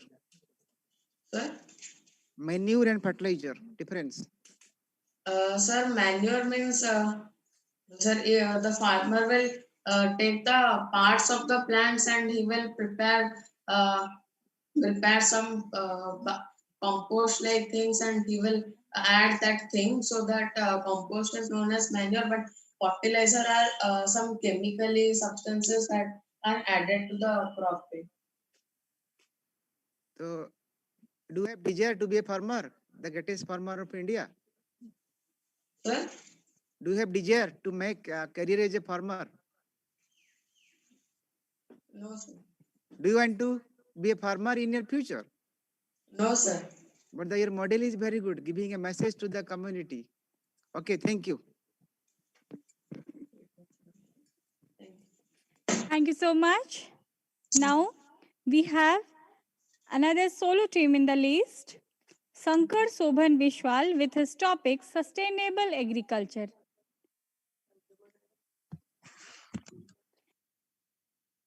Sankar, switch on your video. Yes, ma'am. Ma'am, I have switched it on. Ma'am, here, ma'am. Ma'am, is it visible? Yes. Yes, We can see a very beautiful project in front of us. Wish you Yes, good ma'am. luck. You can start. Thank you, ma'am. Ma'am, good morning, everyone. My name is Sankusun Vishwal of Class 7B. Today we are here to discuss about sustainable agriculture. So let's first know what is sustainable agriculture. Sustainable agriculture systems are designed to take maximize advantage of existing soil nutrient and water Sankar, cycles. you are Yes, not ma'am. visible. You can see it and you can present. Okay, As ma'am. you're standing, we can't see you. Okay, ma'am. Yes, ma'am. One If it is minute. possible, you can adjust your camera. Yes, ma'am. Ma'am, 1 minute. Yes. Ma'am, now I am visible. Yes, you are visible now. Yes, ma'am. Thank you. Yes, ma'am. Ma'am, it is designed, ma'am, sustainable agricultural systems are designed to take maximize our advantage of existing soil nutrients and water cycles, energy flows, and soil organisms for food production. As well, such systems aim to produce food that is nutritious without being contaminated and that might harm human health. Uh, Many of approaches in conventional agriculture, that is minimum tillage, chemical banding, would fall into the efficiency category. They demonstrate a reduction in resource use and associated negative environmental impact, and in many cases, a reduction in input expenses for the farmer. They represent, however, only an initial step towards a truly sustainable system. So let us first know what is drip irrigation. Ma'am, here you can see, ma'am. Hello, ma'am.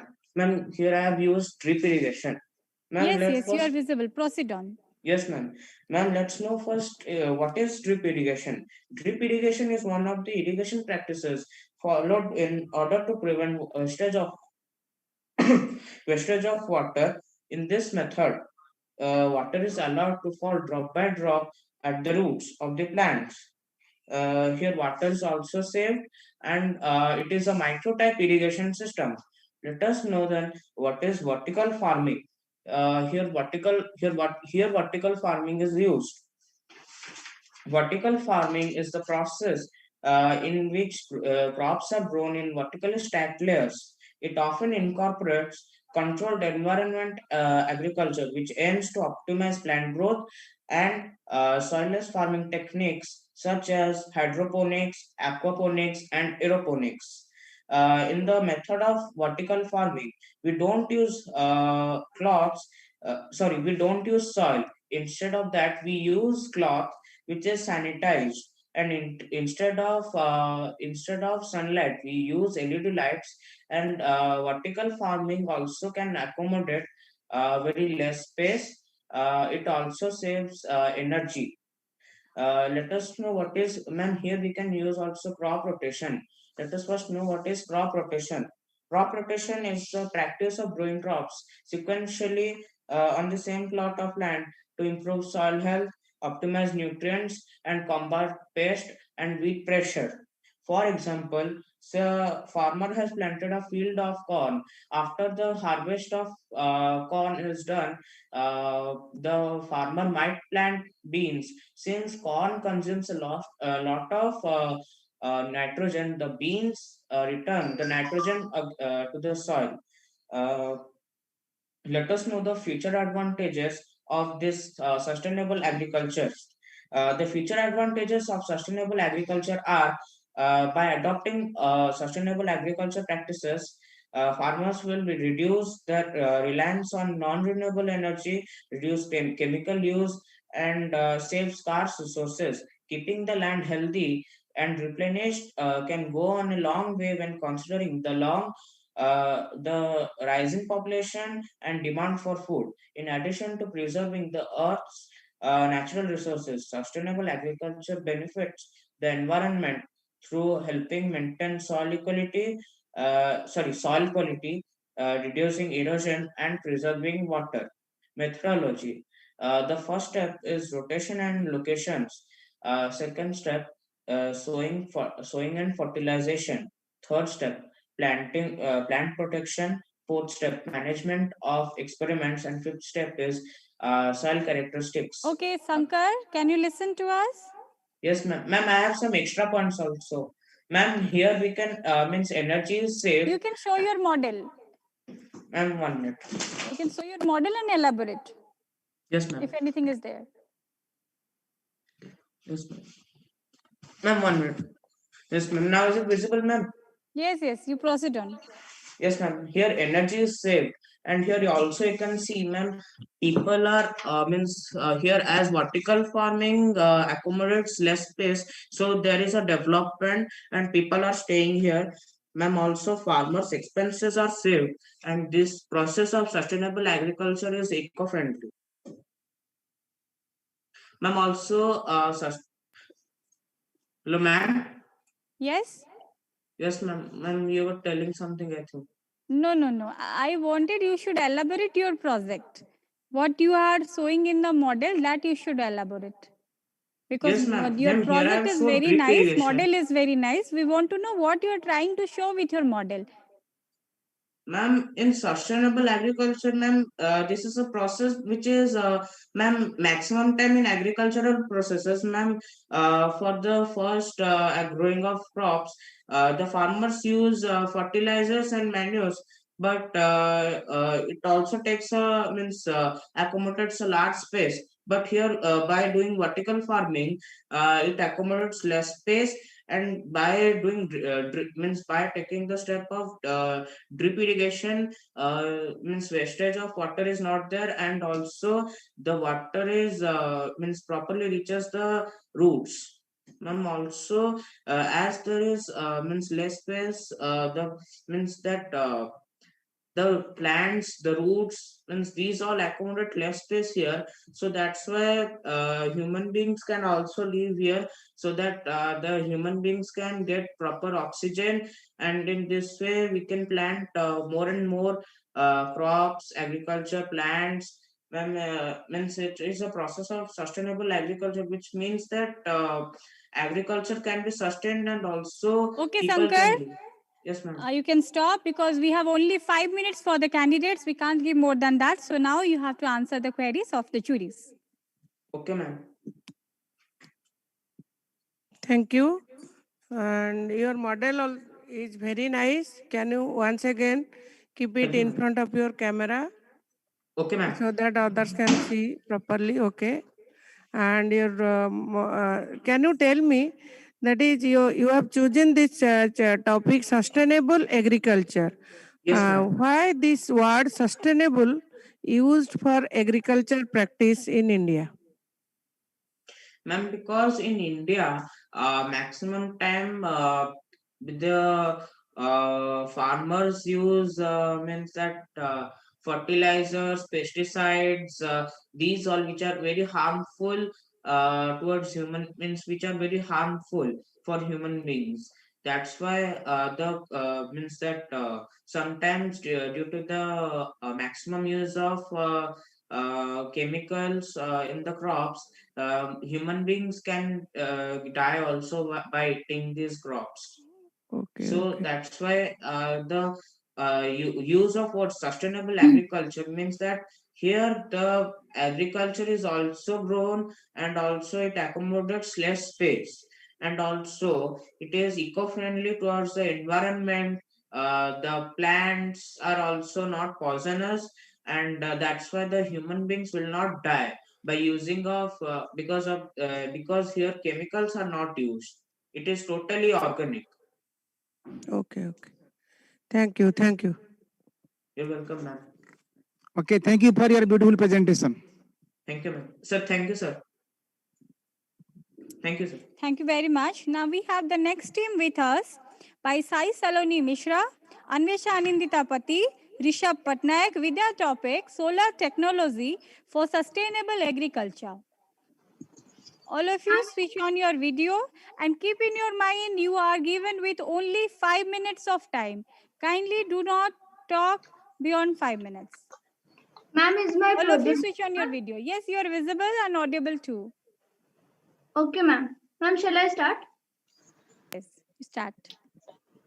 Good afternoon, everyone present over here. I, Sai Saloni Mishra of Class 7C, along with my teammates Rishabh Patnaik and Anvesha Anindita Pati, are going to present you a project on the topic Solar Technology for Sustainable Agriculture. First of all, I want to tell something about types of irrigation. There are different types of irrigation practiced for improving crop yield. The main types of irrigation followed by farmers include surface irrigation. In this system, no irrigation pump is involved. Here, water is distributed across the land by gravity.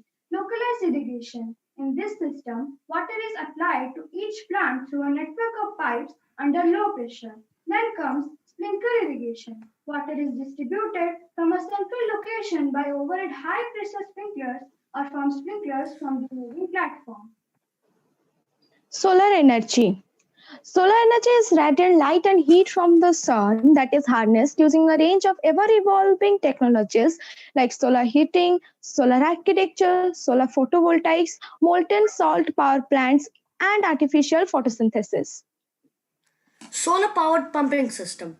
Solar-powered irrigation system or solar-powered pumping system is a complete system which provides fresh water from a well and reservoir for use in livestock, domestic use, and industrial or agriculture use.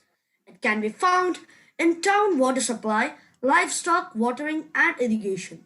It is an application of solar-powered water pumping system which is used in paddy fields, gardens for watering the plants and vegetables.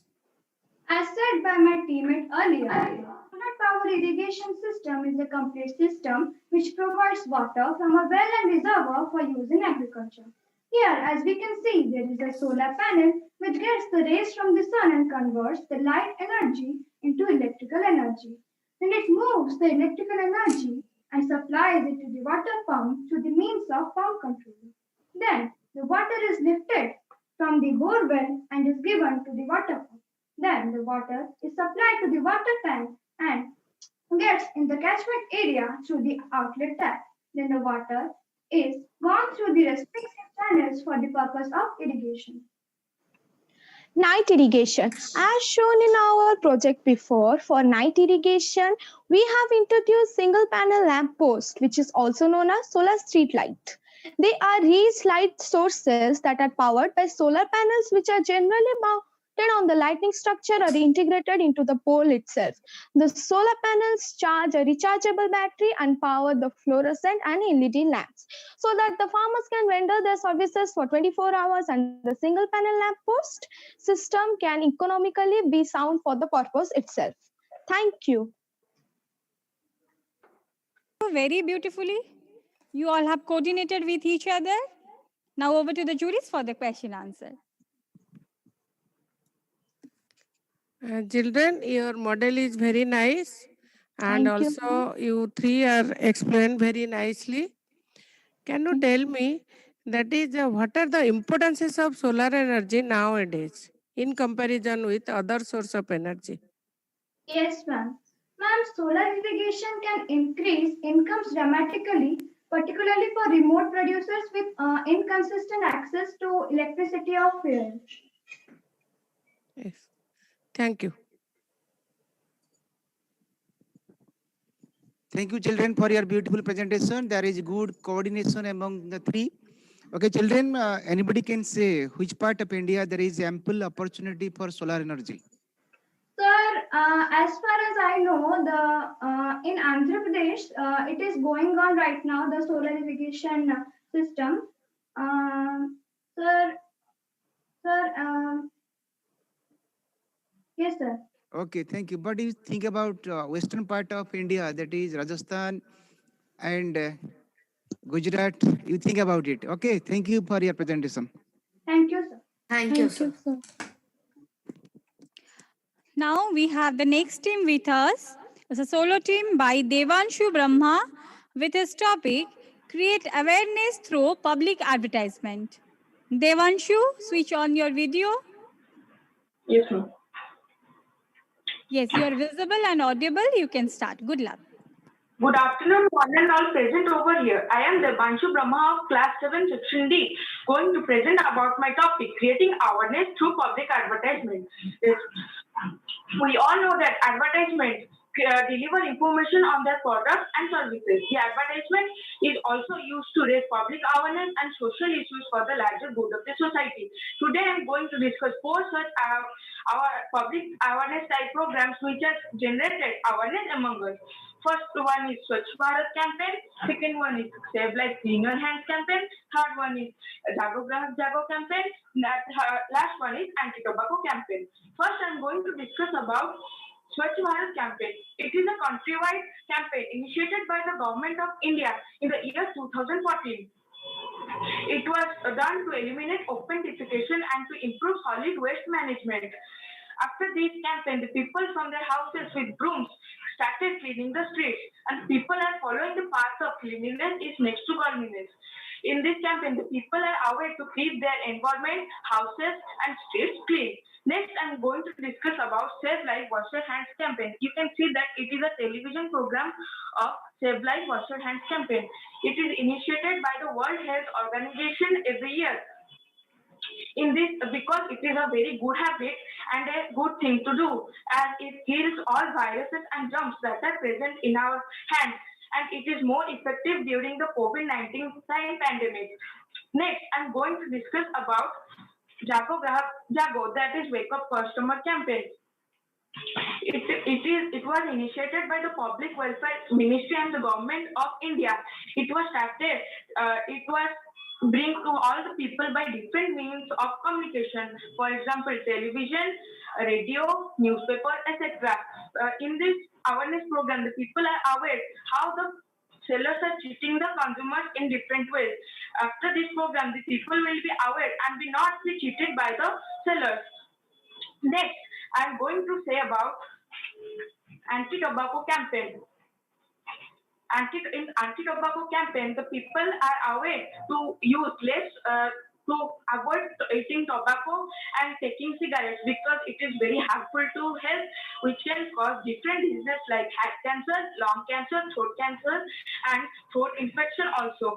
And what are the health risks associated with it?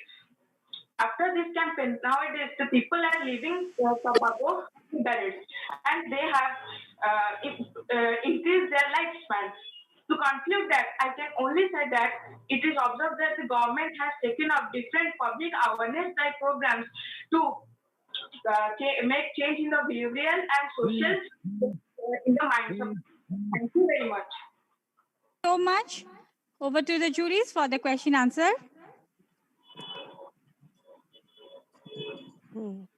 Devanshu? Yes, ma'am. All these pictures you have done yourself? Yes, ma'am. All these drawings and everything, color combination? Yes, ma'am, I have done myself. Done. Very nice collection, and also the nice pictures, posters you have done. That is very nice. And one question only I ask you, which public social advertisement you like most? Which is the most the favorite social advertisement of yours? Ma'am, I think anti-tobacco campaign. Why? Because nowadays the death rate is increasing. By this advertisement, the people will leave eating tobacco and cigarettes, and after that, the people lifespan will increase. Okay, thank you. Very good. Thank you, Devanshu, for your good presentation, and also we provide thanks to your parents for helping you. Thank you. Thank you. Thank you. Now we have the next team with us is by Devi Prasanna Swai and Utkalika Anushri with the topic disaster management. Both of you switch on your video. Audible?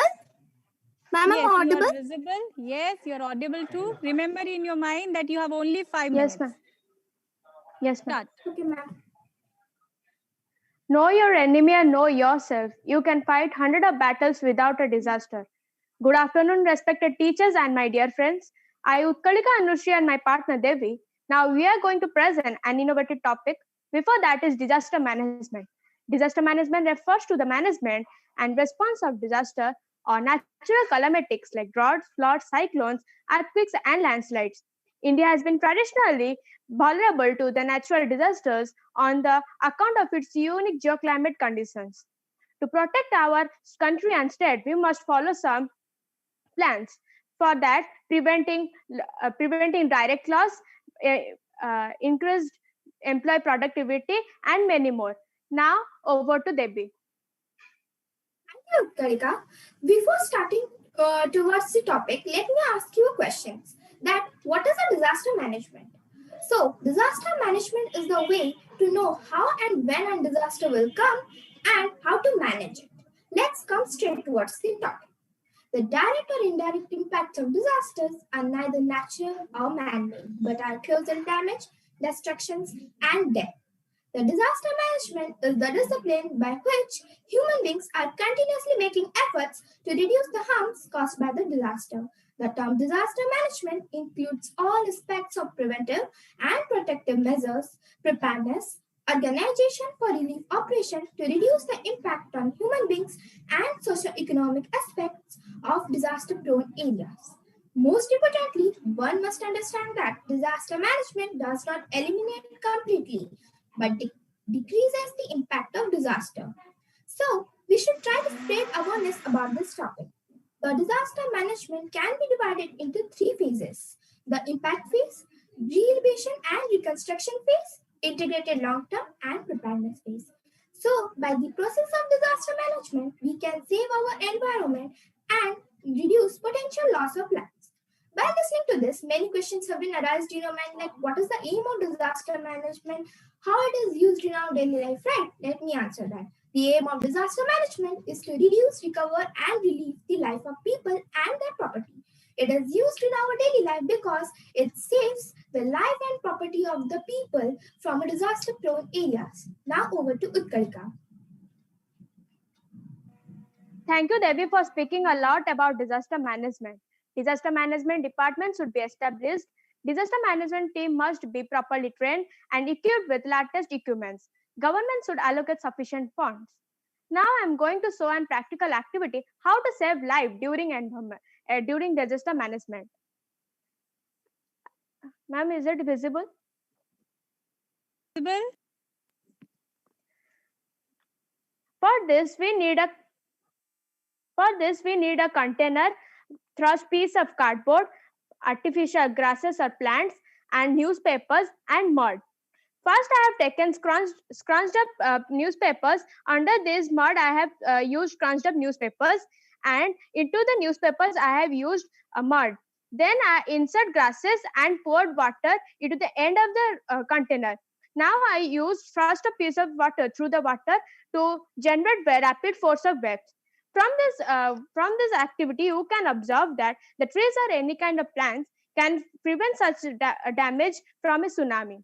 By this activity, we can save a life and environment. Now over to Debbie. Karika. Now let me explain our model briefly. Ma'am, is the model visible? Yes, it is visible. As you can see here, it is a situation of a forest fire. So, in your mind, there will be a question: how can we know when a forest fire will occur, right? Because it is very suddenly. So, we can know when a forest fire will occur by an insect known as Gels beetle. An American scientist recently discovered that when this insect will fly over a place, we can know there will be a forest fire. Let me show you another situation of a disaster. As you can see here, it is a situation of a flood where all the houses and trees are covered by water and there is heavy rainfall. So, how can we know when a flood will occur? We can know by an instrument known as rain gauge.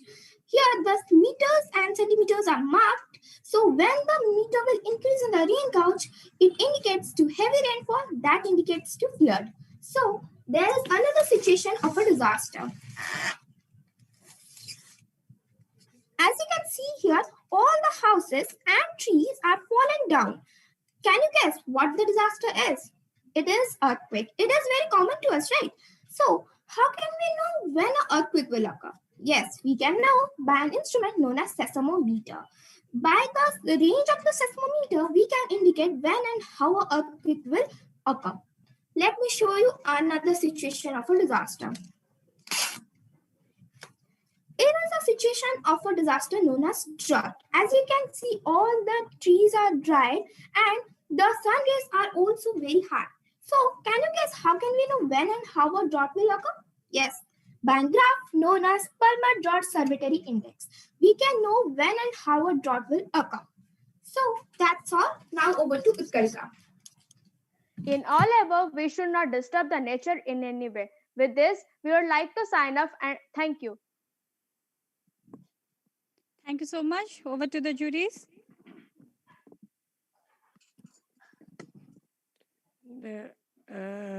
Debbie Prasann and Utkalika Anusri, that both of you have done prepare the model very nice, and it also keep it with you. And I think both of you are jointly prepare this model or taking the help of your elders. Ma'am, model ourselves.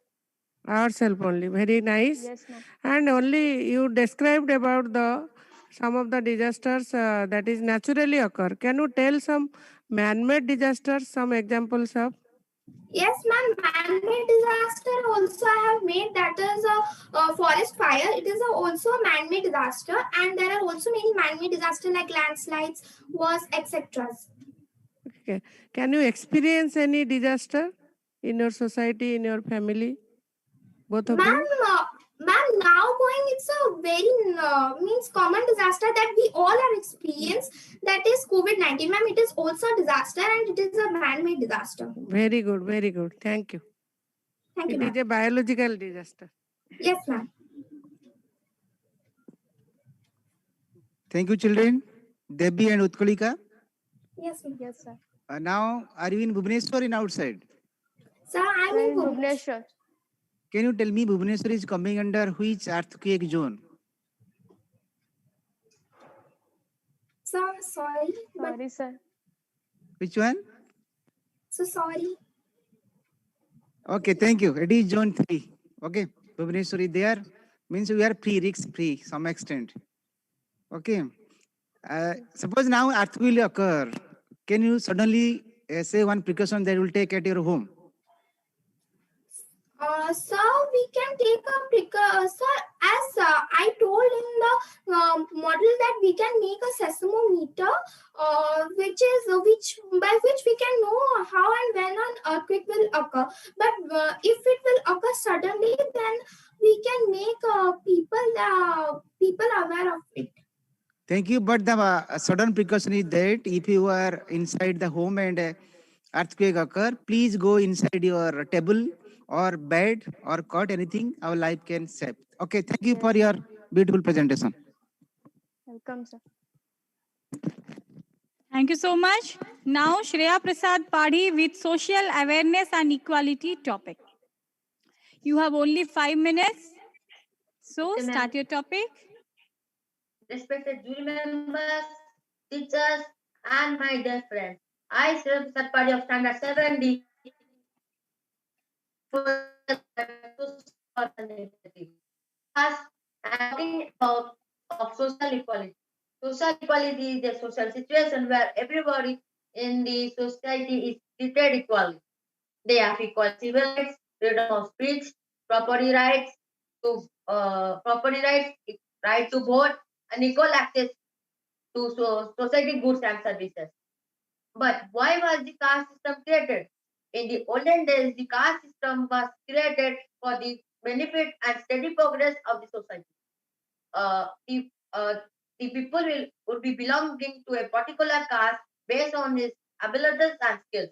For example, of a son of a Brahmin would be belonging to a son of a Brahmin. A son of a Brahmin a son of a Brahmin is not good at scholarly but good in the trades. He would be belonging to the Vaishyas Varna. If he not with good abilities, he would belong to the Sudras Varnas, and he would still find a place in the society. But what about the Harijans and Dalits? The Sudras are untouchably become the downtrodden section of the society. In the 20th century, Gandhiji realized that the caste discrimination is a sin against humanity, and he decided to call the untouchable Harijans, means the people of God. He would work for them and work with them. For this inequality, the son of Sudras and Dalits have a brainy brain but cannot rise up for this inequality. It is important to note that Varnas or castes were not integrated like we consider them to be now. Castes were created so that all members of society could find a useful and rightful place in the society according to their abilities. So this is my model. So this is a caste festival celebrated in the Puri, and every caste people were allowed here. These are Brahmins, Christians, Punjabis, and Muslims. In this caste festival, there are no discrimination among them. This is the picture that I have made. Gandhiji walking with Dalits and Sudras. For this, I want to sign up.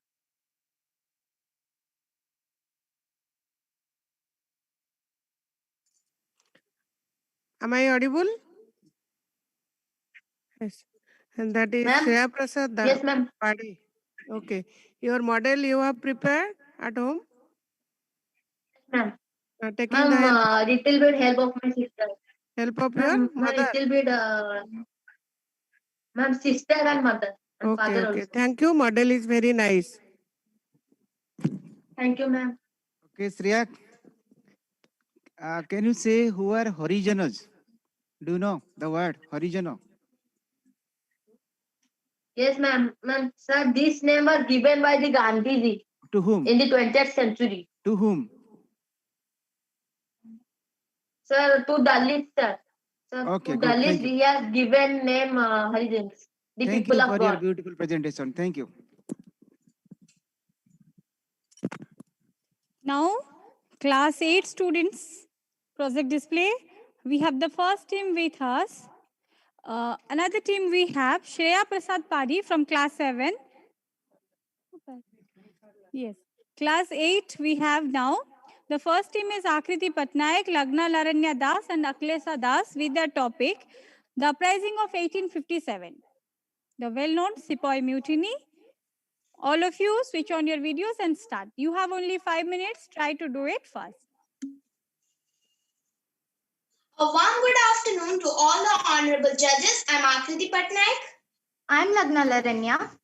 I'm Aklesha Das and we all are from 8B.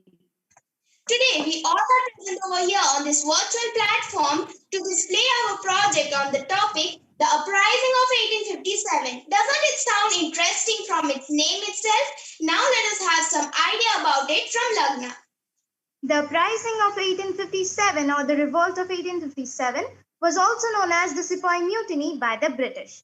It was the landmark in the history of India's struggle for freedom. It was started on May 10, 1857 in Meerut Cantonment. The Indian historians call the revolt as the First War of Independence 1857 because it was for the very first time where all the different sections of the Indian society were united and fought as one nation to throw off the shackles of foreign domination. Thus, the revolt paved the way for the rise of a strong movement. Now let us know about some causes due to which this revolt took place. Here we have listed all the causes. Here we have shown the orange balls as the political causes. So, first is subsidiary alliance. It is a policy introduced by the British where the Indian rulers were provided military assistance in exchange of paying for its maintenance. Next is doctrine of lapse. It was also a policy of annexation of Dalhousie, where the Indian rulers were not allowed to adopt a heir to their throne, and hence it created resentment among the Indian rulers, and they have to accept all the policies that were introduced by the British. Now let us know about some military causes. We have shown the brown balls in a model for military causes. The Sipaho had helped the British to establish their empire in India, but instead of receiving awards or promotions, they were humiliated by the British. Soldiers, the highest pay given to the Indian Sipaho as Subedar was less than the minimum pay of an Indian recruit. So we will now know about some social and religious causes. The red and yellow balls are shown as the social and religious causes. The Indians opposed the Western education and the introduction of railways. The Britishers considered themselves as superior. They considered themselves as they had a superiority complex, and they followed a policy of racial discrimination. There were also some immediate causes for which the revolt took place. Now, let us know the immediate causes. So, here we have shown the blue balls as the immediate causes. The cartridges of the new Enfield rifle introduced by the British composed of beef and pig fat, and hence the Hindus and Muslims refused to use these cartridges. Mangal Pandey, a young sepoy from the Bengal regiment of Barakpur, refused to use these cartridges, and hence he was arrested, tried and executed. Due to this reason also, many sepoys started the revolt. Now let us know about some economic causes. We have shown the white balls as economic causes. First point, destruction of traditional Indian industries forced to grow the commercial crops. The textile from Britain also flooded the Indian market. Zamindari system was also introduced by the British at that time. When the peasants were not able to give or pay the revenue at time, they were tortured and jailed. So we will now know about the course. So, the course of the revolt. As we know that this revolt took place in the Meerut cantonment at May 10, 1857. The Indian soldiers were court-martialed and sentenced to 10 years imprisonment as they refused to use the grease cartridges. But they broke open the prison and marched on to Delhi and rebelled under Bahadur Shah Zafar II. It also spread to other places like Kanpur was led by Nana Sahib, Awadh was led by Begum Hazrat Mahal, Rani Lakshmibai of Jhansi led the central India, and it also spread to Banaras, Bareilly, Agra and other places. But the Nizams of Hyderabad, Scindia, Gwalior didn't join the revolt. Such a great revolt, which was also the first great struggle for freedom, failed due to some causes and was suppressed by the British. Now let us know about the causes of the failure of the revolt. The causes for failure: unsympathetic attitude and even hostility of many native rulers and their ministers, non-participation of Bengal, Bombay, Madras, Western Punjab and Rajputana, weakness of the revolt, lack of organization, discipline, no common ideology among the rebels, centralized leadership, modern weapons, etc. were the causes for the failure. So, such a great revolt had also some great results. The benefits Indians got were the British reorganized the army in order to prevent future revolts. Akriti, Lagna and Aklesha, already 5 minutes is over. So yeah, now you answer a few questions from our juries. Okay, ma'am. Your explanation is very nice. You three are, and coordination also very good. And can you tell me why Britishers ruled over India for long years, hundreds of years? That's why this revolt arose. Ma'am, because at that time the Indians were not so literate and they didn't have the idea of nationalism, due to which they didn't also were not able to maintain unity among themselves. So they were not capable to give a tough fight to the Britishers. Whereas Britishers had a well-organized army and they did have a well-planned system. That's why they were successful in ruling for so many years. Can you tell me why Britishers came to India? Very simple question. Sorry, ma'am. Can you come? Why Britishers came to India? After that, they established East India Company. Why they came? Ma'am, What was the main objective? Ma'am, the wealth of India attracted to the Britishers to come to India. Their main objective was to annex the whole region of India. Okay. Thank you. Only for trade, they came to India. Yes, ma'am. Okay, thank you children for your beautiful presentation. There is good coordination among three. Only anybody or anyone out of you, please tell me what is a mutiny? So mutiny means a group that is a group of soldiers led this revolt. So we are telling it is first war of independence. But how the intensity of the revolt is reduced by the British? In which way they reduce the intensity of the revolt? But giving which term? Sir, because of lack of unity, lack of ideal nationalism, also they broke out, this revolt broke out before the appointed date because they were not able to act according to their plan, and lack of true leadership. Lack of unity is the main reason due to which they were not able to, means this revolt was not successful.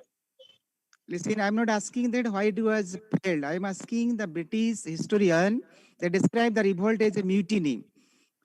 Why? Because they wanted to confine it within the sepoy. But we are telling, the Indians are saying it is a first war of independence because all over part of Indian peoples are, irrespective of different, we can say, group of people, they are participating.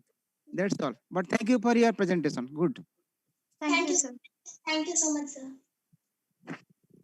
The next group we have with us is of Ananya Mahapatra and Vaibhavi Bhuya with the topic secularism. Yes, ma'am. Yes.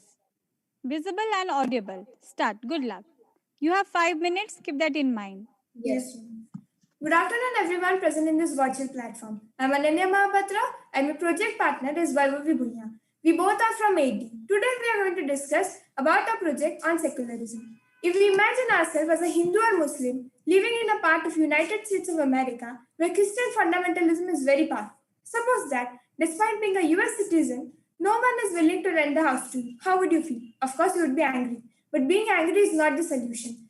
So then what's the solution to this situation? We will get to know about the solution of the situation at the end of the project. So when we see our history, we find that Ashoka about 2200 years ago and Harsha about 1400 years ago accepted and patronized different religions. The people of ancient India had the freedom of religion and state granted equal citizenship to each individual. Similarly, in medieval period,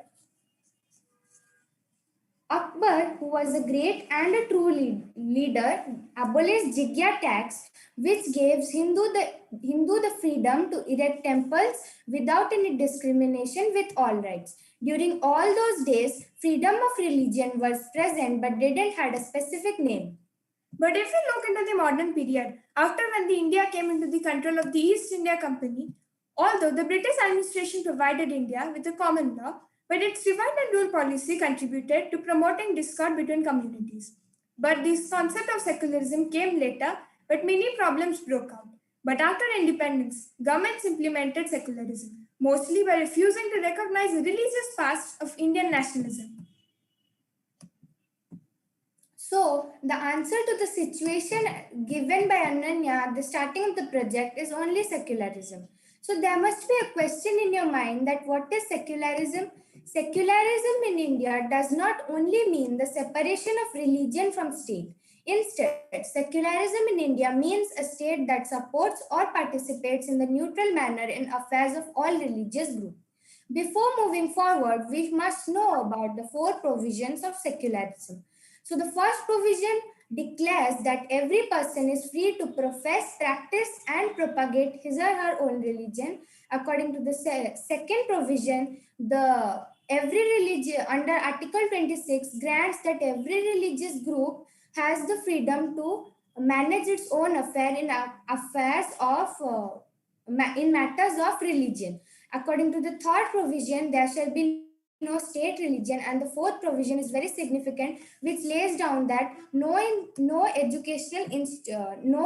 religious instructions can be imparted in any educational institution which is run wholly by the state funds. Now, there must be a kind of query that how Indian secularism is different from other countries. Yes, of course, there is an answer. As Indian secularism refers to equal treatment of religion, but other country refers it to complete separation of religion and state. This freedom of religion is not only in the community, but it also has importance in the educational and school institution as well. For example, the students are allowed to wear pagadi in the school without any restrictions. So what is the reason behind making awareness about secularism? It is that in the last few years, a wrong perception is being created in the minds of people by right-wing fanatics that our country shouldn't be secular, and secularism has caused a great damage to the Hindu society and all. So it's high time for everyone to understand that in India, no religion has been attacked and everyone has been flourishing since independence. That's all. Thank you for your patient hearing, and we welcome any queries from your side. Thank you, both of you. Now over to the juries for the question answer. Thank you. Your explanation is very nice. And for question session, I give the mic to Maheshwar sir. Thank you, children, for your presentation. First of all, tell me, are you in one house or in different houses? So one house. Means you have invited somebody. Yes, sir. Okay, good. Your good presentation is there. Secularism idea. Okay, tell me, which fundamental rights describe the idea of secularism? So freedom of religion. Again, please. Sir, freedom of religion. Right to freedom of religion. Okay, thank you. Thank you, everybody. Thank you, sir. Thank you, both of you. Next, I welcome Arushi Mukherjee with a topic, Jallianwala Bagh Massacre. Arushi, switch on your video. Yes, ma'am.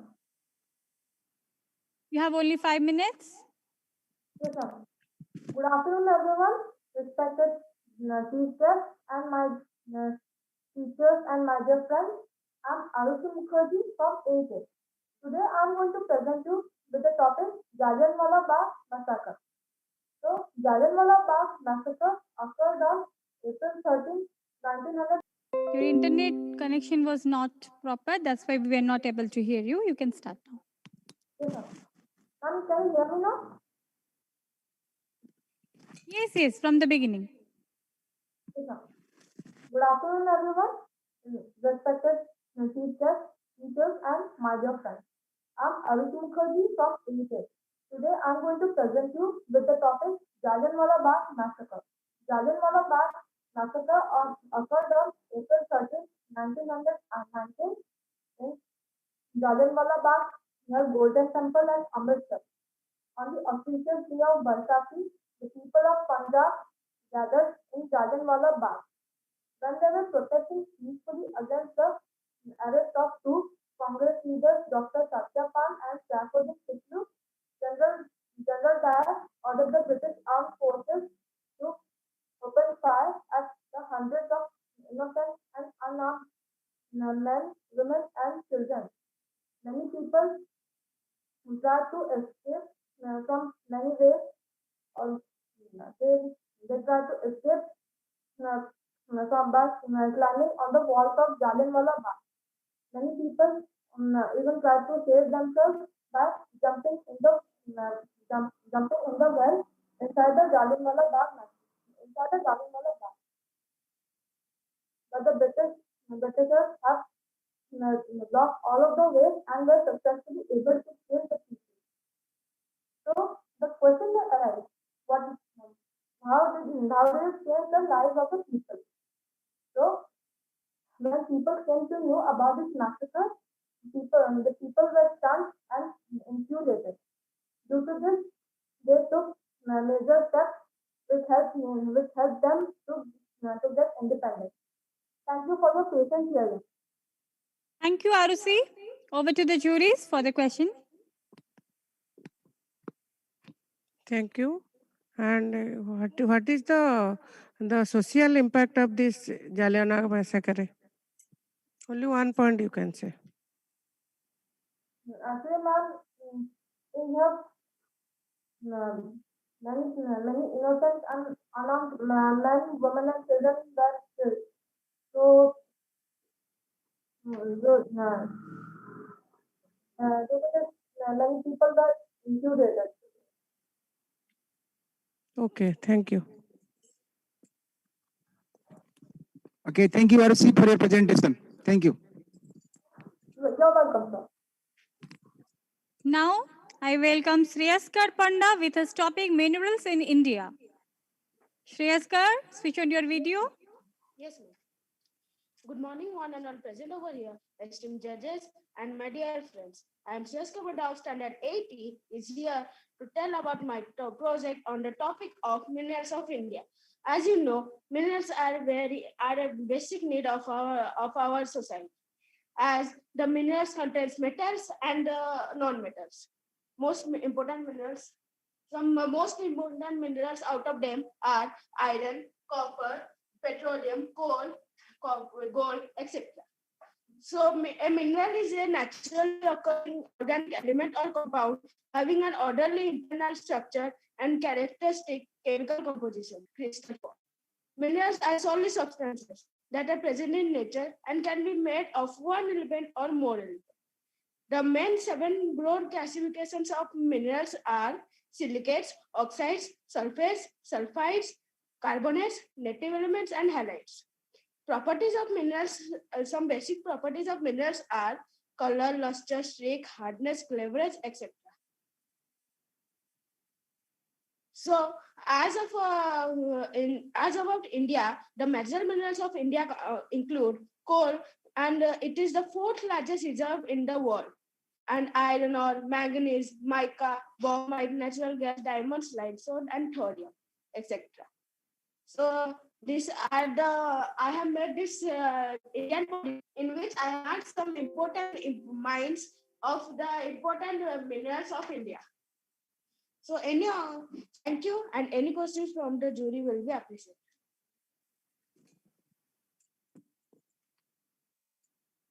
Yes, Shreyaskar, and you told about the mineral. Can you tell me which are the ores of iron?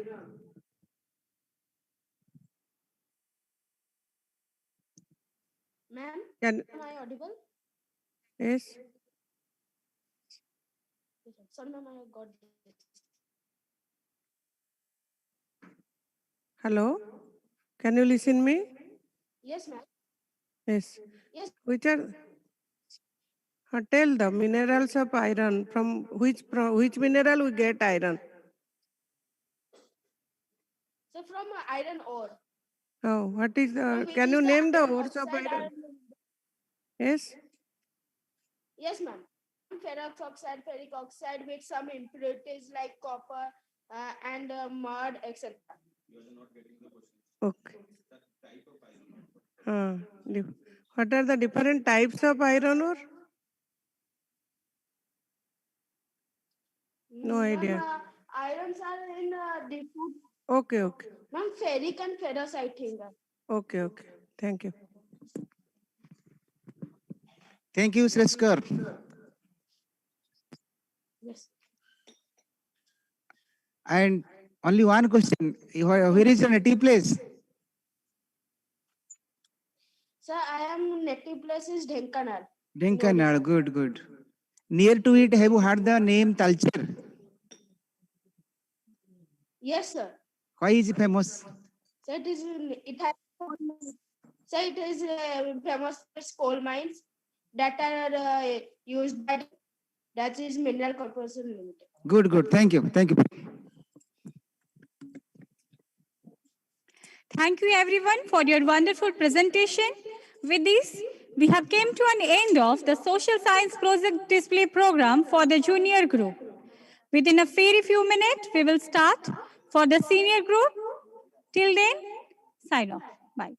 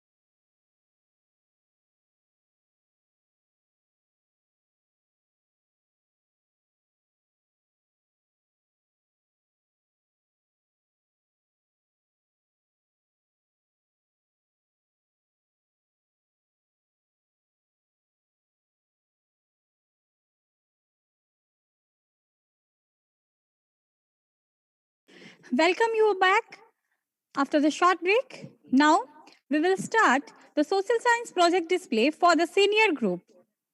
The first team we have with us is of Smita Patnaik and Shraddha Suman Sahu with their topic Indian Farm Reform 2020. Shraddha and Smita, both of you switch on your video. Welcome you back after the short break. Now, we will start the social science project display. Yes, you are audible and visible. You can start. You have only 5 minutes. We have with us is of Smita Patnaik and Shraddha Suman Sahu with their topic Indian Farm Reform 2020. I am Smita Patnaik. Shraddha and Smita, both of you switch on your video. Welcome you back. Today, we are going to present on the topic the Indian Farm Reforms 2020. The Indian Farm Reforms 2020. Under the Farm Bill, there are 3 acts. First act is Farmers Trade and Commerce Act 2020. This act increases the scope of trade for the farmers and then from a place to a selected place of production, collection, or aggregation. Then it also prohibits the government under the Farm Bill there are 3 take the market increase from the farmers trade and commerce act 2020. Then thirdly, it also encourages commerce among the farmers. Then the second act is farmers agricultural price assurance product the farmers and aggregation. Then this act gives us a legal framework by which the farmers agricultural the government contractors can manage the market and it also designs the solution mechanism. Then thirdly, the last act is essential commerce act 2020. Then the second act is farmers agricultural price assurance pulses potatoes oil from the least accessible commodity as a result reducing competitiveness from these items is accepted excellence. Now let us know about the purposes of the farm bill. There are various purposes of the farm bill.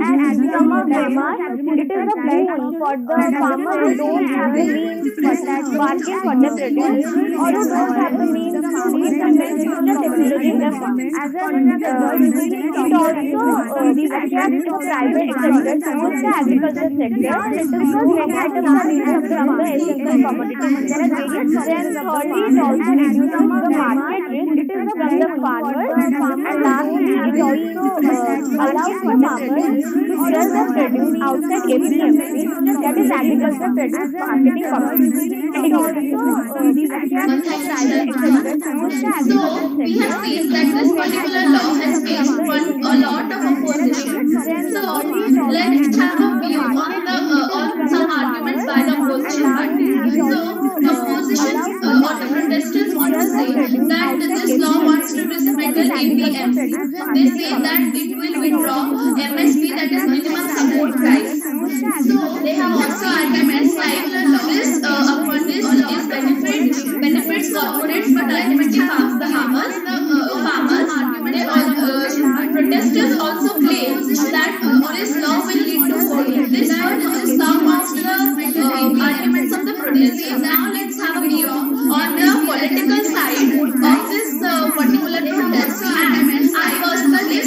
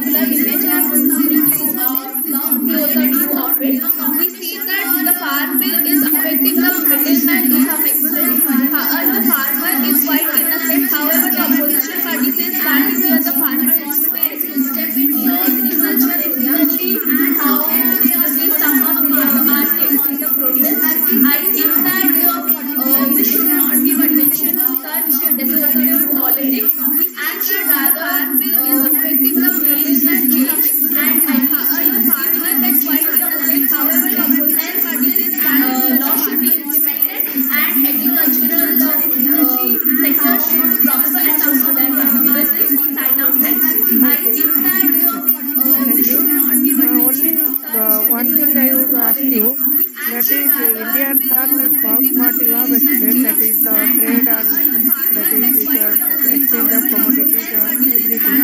But during this pandemic, how it is negatively, adversely affected?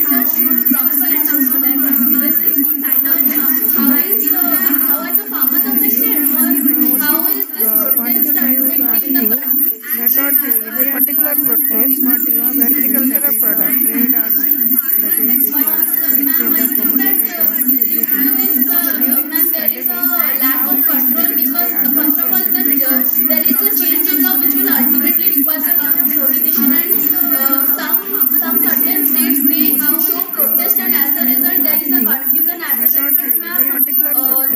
the farm products, they are not able to reach the market, and market prices are increased in Delhi area, as Punjab and Haryana government are not allowing the goods to reach the crop. There is a change in law which will ultimately require a lot of coordination, and what is the negative impact of the COVID-19 protest, and as a result on this agricultural economy? the farm products, they are not able to ultimately affect market economy, but as Punjab and Haryana government are not allowing the goods to reach the crop. There is a change in law which will ultimately require a lot of coordination. Thank you. What is the negative impact of the COVID-19 on this agricultural economy? Thank you, children, for your presentation. Only one query from my side. Can you find out one merits and one demerits of the Farm Bill, Reform Bill 2020? There are multiple merits have also explained the purposes, like this will allow private sectors to enter into agriculture and attract the more. And there is a part of the law which says that it will take out the limits of stock holding. This will result in hoarding, which may be one of the demerits. There are multiple merits have also explained. Okay, thank you. This will allow Now I welcome Arpita Sahu, Arpita Samantre and Shreyas Tripathi with the topic Holocaust and Glass Towers. You have 5 minutes with you. Try to complete it fast.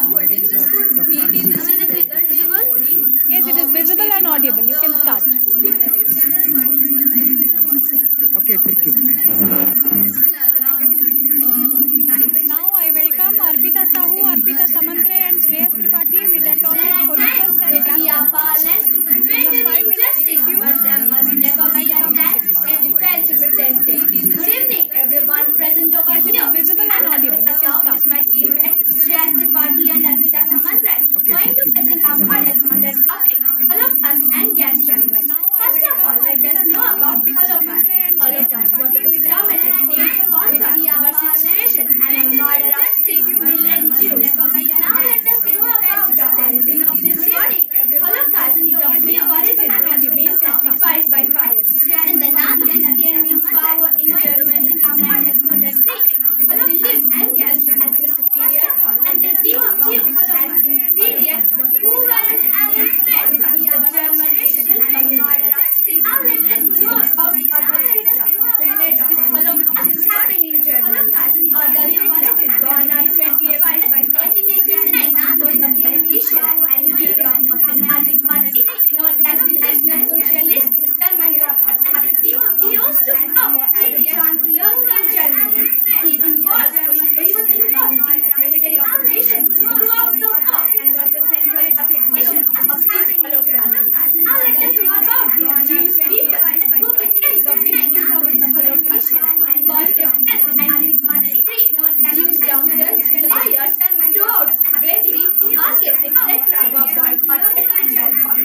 Only after 6 days later, the law for the registration of the professional civil service was passed which banned Jews from being employed as Jewish people. From 1936, Jews were banned from all professional jobs and Jewish doctors, lawyers, stewards, education, industry, politics, etc. Now, I would like hand over my friend Tripathi to continue the further proceedings. Thank you, Arpita. Now let us see some more facts about Holocaust. Adolf Hitler planned the extermination of the Jewish people from as early as 1918. The Holocaust was indeed characterized by an industrial project of extermination. Others have believed that Holocaust as a German product of the society and its deep roots. While the Germans were preoccupied by its light as a defeated nation, the Jews wanted the world to remember the suffering people that endured during the Nazi killing operation known as the Holocaust. Now let us see some more facts about gas chambers. A gas chamber is an apparatus where humans and other animals are kept under control. It is a sealed chamber where several poisonous gases are introduced. Poisonous gases like carbon monoxide, potassium cyanide, etc. are introduced. From the beginning of 1939, Germany introduced the gas chamber for the Nazi euthanasia program, which aimed at eliminating all the people, both physically and intellectually. With the largest gas chambers in the whole world, Germany served with the highest killing fields for the Jewish people. Now let us learn some more facts about concentration camps. From 1939, Germany introduced the gas chamber for the Nazi. From 1933 to 1945, Germany established around 1,000 concentration camps in its territory and in German occupied Europe. Adolf Hitler planned the first concentration camp in the year 1930. Around 1,000 concentration camps were established in the German territory, and around 1.6 million people were imprisoned in the concentration camps. Around 1 million people died during around 1,000 concentration camps, and many of the concentration camps have been the first converted into museums commemorating the victims of the Nazi regime. Now let us see how the Holocaust came to an end. In the aftermath, around 250,000 survivors survived from the concentration camp and went to the displaced persons camp that was established by the Allied powers and in the rehabilitation administration of Germany, Austria, and its museum. The last concentration camp was established in the year 1957. Now I would like to request Arpita Samantara to tell the learning points of our project. So our project we have tried to explain about the importance of equality towards the inferiors. We should give equal treatment towards superiors as well as inferiors and should abolish inequality. We should not discriminate them on the basis of caste, color, creed, etc. As a citizen, we should take the responsibility to aware people about the importance of constitution and democracy. Now, we would like to conclude our presentation by saying a famous quote: "Unless the moral fire burns within us, the lessons of the Holocaust will never be learned." With this, we all would like to sign off. Thank you everyone for your patience here. As a citizen, Thank you so much. take the responsibility to aware people about the importance of Arpita, Arpita Samantara and Shreya. Only one point you can tell me. What is the social impact during that time? The lessons of the Holocaust will never be Ma'am, learned. How socially it is We all would happening? like to sign off. Thank you everyone for your Ma'am, patience. in the date, in the current situation or This current situation. you can see that in the previous generation how the Jewish people were socially discriminated and were tortured heavily. From the current situation, we should always think about the people who are tortured, like the poor people or the people who are deprived of the caste. We should always uplift them from the general society, and we should always mention how the people uplift them in the general society, and also we should always respect any field of our life. The current situation, we should always think about the people who are tortured. Thank you, children, for your presentation. Only one query. People who are deprived of Are you the ready? caste, we should always Don't be panic. uplift them from the society. It was Hitler dictatorship, na? Yes, sir. Do you like it? Sir, it was a pretty good one, but indeed he wanted to develop the German Germany and want to make it the greatest country of the whole world. One side there was spirit of nationalism. Other side there was large scale devastation. So which one you do like? Yes, sir. Do you like nationalism or devastation? Because until and unless there is no devastation, nationalism cannot be proved. So Hitler wanted to do this one. Thank you, children. So can you reject economic development or development of a nation? So one side there was sacrificing the human being, other side there was large scale devastation. So which one you do like? Filial are not Nationalism or devastation? socially discriminated, Because then until and unless there is no everyone devastation, contributes to the economy. nationalism cannot be Then if they will be so Hitler deprived wanted in to do this something, one. then they are also Can you people, so they also reject have economic that development or capability development of a to nation? develop the economy. So they should One not side be there was discriminated sacrificing the and human being, they other should side have there the was large scale opportunities to devastation. develop the Which one you do economy. like? What are the technical term used by Nazi to kill the people? Because until and unless there is no devastation, nationalism cannot be technical term means They are what do also you mean? people, so they also we cannot have say it is that killed or capability murder. to I mean, otherwise they are develop the using the term. economy. So they should not be By sacrificing discriminated. the human being. They should have the opportunities to You feel the Nazi yes. report saying this number of people were killed, this number of people were murdered, this number of people were gas chambered, like that.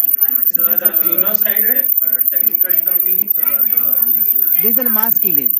They are using different technical terms. It is killed or murder. Just like disinfection, special treatment. You find, you can get it. Okay, it was a beautiful presentation. Thank you. Feel the Nazi report saying this number of people were killed, this number of Next, I people were welcome murdered, Vaibhav this number Parida of and people were Ayushman gas Mishra chambered, with like their that. topic Battle of Midway. Vaibhav and This Ayushman, is the mass killing. switch on your They are video. using different technical terms. It is killed or murder. Just like disinfection, special treatment. You find, you Visible, audible, can get it. start. Okay, it was a beautiful presentation. Thank you. Feel the Nazi report saying this number of people were killed, this number of Next, I people were welcome murdered, Vaibhav Parida and Ayushman Mishra with their topic Battle of Midway. Vaibhav and Ayushman, switch on your I am video. Vaibhav Parida, and this is my friend Asha Mishra from class 9B. Now I'm going to describe our project based on an epic naval war between the US Navy and the Imperial Japanese which happened in 1940 when the World War in the Pacific Theater. Before this, there was this all about US, who was not willing to get into World War II, was dragged into the war by the Imperial Japanese. At the time, then US President Franklin D. Roosevelt, who was not willing to get into the war and promised that we want the Imperial Japanese, he will not send his troops towards the war that changed after Pearl Harbor, which is the battlefield. US now was getting retaliatory attack on Japan and not bombs to fall on the then Japan Hirohito. At the time, according to the Japanese, Hirohito or the king was not considered as war. The furious Japanese wanted to take a revenge in form of destroying an island not send its troops towards the war. The strategic position they named was Midway Island. Midway was located in the US Pacific Ocean off the coast of Japan and the US they served the US as a strategic point. But this time, Admiral Yamamoto was given the command who had succeeded in the attack of Pearl Harbor.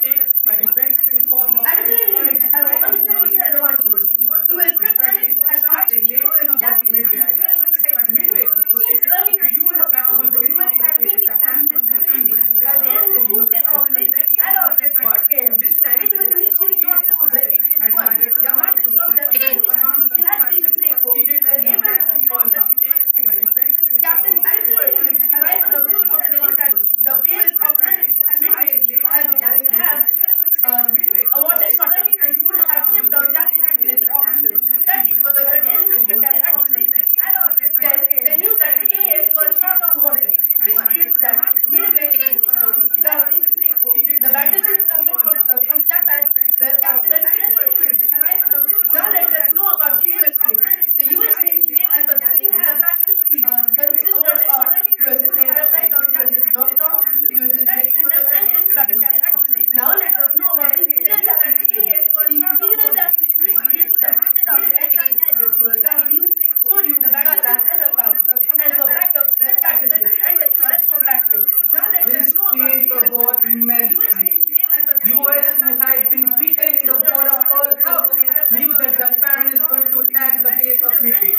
They evacuated the air fleet, and when the Japanese attacked from the carriers of British Korean and Kaga, they saw there was not a single aircraft. US has picked up its trap to destroy the four fleet of the destroyers and the aircraft carriers of Japanese Navy. US aircraft fleet aircraft carriers, the US fleet is the Ethiopia. Basically, to tell you that US had three types of aircraft. They had F-4 torpedo bombers, F-4 bombers, and F-4 dive bombers, which consisted of F-4 torpedo bombers and bombers had a faulty ammunition and did not fire on the US. Whereas these dive bombers and torpedo bombers reached the island of Midway to destroy the aircraft of Japanese aircraft. Basically, they were slaughtered by the Japanese Navy.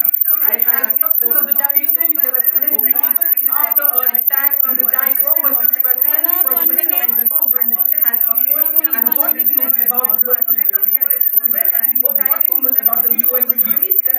They then destroyed and bombed aircraft carriers of Soryu, Takagi, and Kaga with sank immediately, and Hiryu was sent on retaliation. Hiryu, the full surviving Japanese aircraft engines, exhibited helicopter attack. He was first attacked with a massive of 1 case and 6 pilots got. He was retreating a American aircraft and attacked aircraft engines down. Your company recorded and 3 bombs. You are more effective. Snuffed out all but one of the points that they were on retaliation. The damage also was full selection. Moving command staff. The heading to the destroyer. Damage to the parties were able to temporarily guide the flight attack and restore power to several pointers within an hour. And landing with air operations. After something of video, Japanese Navy retreated from a devastating defeat from the US Navy had lost 4 aircraft carriers and amounted of 5,000 men, having a sea graded off the coast of Midway. Americans, on the other side, led the other Japanese Navy flee off to the Japanese coast and celebrated our success only using a 200 men and some more aircraft carriers. This was a very bad move by the Japanese because they knew that there was a good attack by the Americans. Time up. Answer the question from the judge. Americans, on the other side, led the other Japanese Navy Vaibhav and Aisman, can you answer me only one thing? Why you have decided to choose this topic, particular topic? Because, ma'am, we have decided because everybody knows that Japan attacked the base of Pearl Harbor.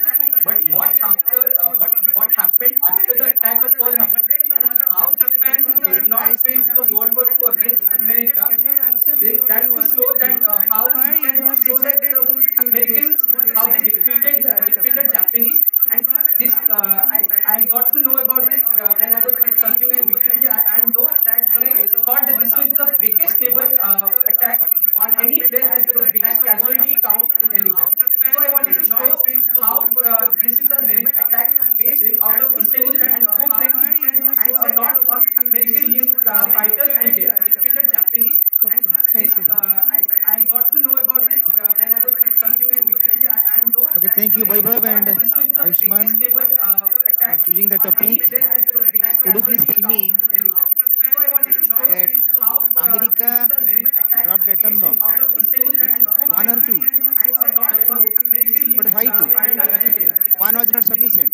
Thank you. So it is like basic historians tell that Nagasaki's bomb was which was named as Fat Boy, was the unnecessary bomb fell by the Americans because the Japan was going to surrender and was showing a little resistance. So according to me, the second bomb was not necessary of the Fat Boy. One was not sufficient. Deadliest bomb in the history of American historians tell that Nagasaki's bomb was which was named as Fat Boy because they were going to surrender and then Japan by the America deployed the Nagasaki bomb and destroyed more of the Japanese Soviet territory. So which was more devastating? Hitler genocide or this one? So Nagasaki was most devastating because it was a bigger bomb than Hiroshima. That means forced to surrender. Okay, thank you. Thank you for your point. Thank you. The next team, Shravani S and Grismika A, with their topic food security in India. Both of you switch on your video. So Nagasaki was most devastating. Oh, ma'am, we are visible. Visible and audible. Start. It is said that hunger is not an issue of charity, it is an issue of justice. Good evening, everyone present in this virtual platform. I'm Shravani, and we are going to present our project on the topic security. What is food security? The security means availability, accessibility, and affordability of food for all people at all times. Availability means food production in the country. Accessibility means food is within reach of each person, and affordability implies that each individual has the capacity to buy his basic needs. Then why do we need security? What is food security? Security means availability, accessibility, and affordability. When the situation occurs, whenever there is a problem, whenever there is a problem of natural disaster or a calamity. Now here the question comes that how the insecurity is affected during a calamity. During a calamity, the production of food grains decreases due to which the prices goes up. Due to high prices, the people cannot afford to buy food. Due to this, the people may cause calamities of massive habitation and intensive terms of the first women in India and the women of Bengal in 1943. During World War II, After Bengal became government introduced system of public distribution system in the country. The food produced by the Food Corporation of India is distributed to the government regulated ration stores to the poorest section of the society. Any family with a ration card can buy stipulated amount of items like sugar, kerosene, and sugar kerosene and food for cooking. The food produced by the Food Corporation of India is distributed like the rice and wheat, which rice and wheat which is provided by the government to the food corporation of India by the goods from the farmers where in the state where there is surplus production of food and the farmers are given the P&F prices like the rice and P&F prices is also called as which is provided by the government. The minimum support costs declared every year by the government. Now, here the prices where the buffer stock is created by the government. The buffer stock is created by the government to resolve the problem of a shortage of food. A shortage of food, the people are given the food lower than the monthly prices. After the buffer stock, the Indian policymakers adopted a new measure in 1960 called Green Revolution. India is aiming at self-sufficiency with independence. After the Green Revolution was introduced, the yield per annum was increased. This graph shows about the yield in 1960, the yield produced was 18 million tons, and now it has raised to 245.68 million tons. Indira Gandhi, the then Prime Minister, officially regarded this as giving a special stamp called the Green Revolution in 1968. Introduced. The yield per annum was increased. 1 minute more, Beta. You have 1 minute more. The poor produced was 18 million tons, and now it has raised to 245.68 million tons. Production of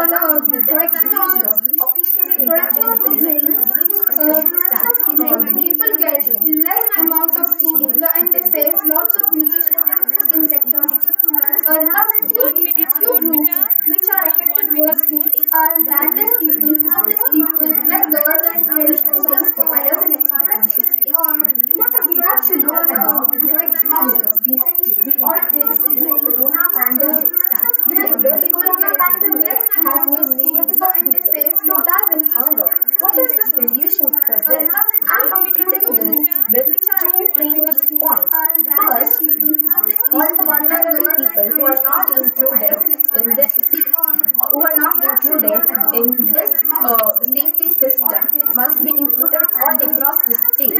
And the second is to support the farmers financially and mentally so that they can buy farm inputs to support agriculture. Thank you. All the vulnerable people who are not included Children, thank you. Explanation was very nice. And can you tell me, to ensure food security, Green Revolution was introduced. Can you tell the objective of Green Revolution and what is the negative impact of Green in this, ma'am. Ma'am, the merit of Green Revolution is that high yield was produced to the farmers and they could grow 4 to 5 crops in a year. They got profit. And the demerit is that there was a pollution of water and soil, and now they have to continue that in the same way. Ma'am, the merit of Green Revolution is that high yield was produced to the Shravani and farmers and they Risimika, could grow you 4 to 5 crops representing in a in a very year. nice manner. They got Please tell profit. me And the demerit that what are the is that steps there government was is a taken pollution of water to and upgrade the soil, financial and stability of now the they have farmers? to continue that in the same way. Introduced many schemes like the Antyodaya Yojana, Annapurna scheme, revamped public distribution system, and Shravani targeted and public Risimika, distribution system for the poor, representing non-poor, and also in a for very the nice senior manner. citizens in the Please country. tell me And the demerit that what are the is steps that which there bank was is a working for the pollution of farmers? Can you water say and upgrade the soil, financial and stability now of the they have farmers? to Which continue bank? that. Which bank? So they Which introduced bank is many working for schemes the farmers only? like the Antyodaya Yojana. So the government bank is working. Government How bank like the government? the corporate of India is working for the farmers. Some private sector banks are also working for it. Which bank is working for the farmers? And you just think about NABARD. Okay. Thank you. Thank you for your presentation. Which bank is working for the farmers only? Next, Satvik Padi and Divyansh So Patnaik with the the topic government bank is COVID-19, a financial government pandemic. bank like Switch on your the videos. corporate of India is working for Satvik the Padi and farmers. Divyansh Some Patnaik. private sector banks are also working for it. A very good And you evening just to think the about office NABARD. gathering. Okay. I am Satvik Padi Thank you. and Thank I'm you for your Divyansh presentation. Patnaik. And today we Which are bank going is to working for the exhibit farmers? our project on the Next, topic Satvik Padi and COVID-19 Divyansh financial Patnaik with the pandemic. topic We all know how COVID-19, a COVID-19 is financial impacting the pandemic. economic sector of Switch on tourism. your videos. We are going to forecast if COVID-19 Satvik will lead Padi to a and great Divyansh recession Patnaik. or will it lead to a great depression. To measure this, we have taken into account four different criteria.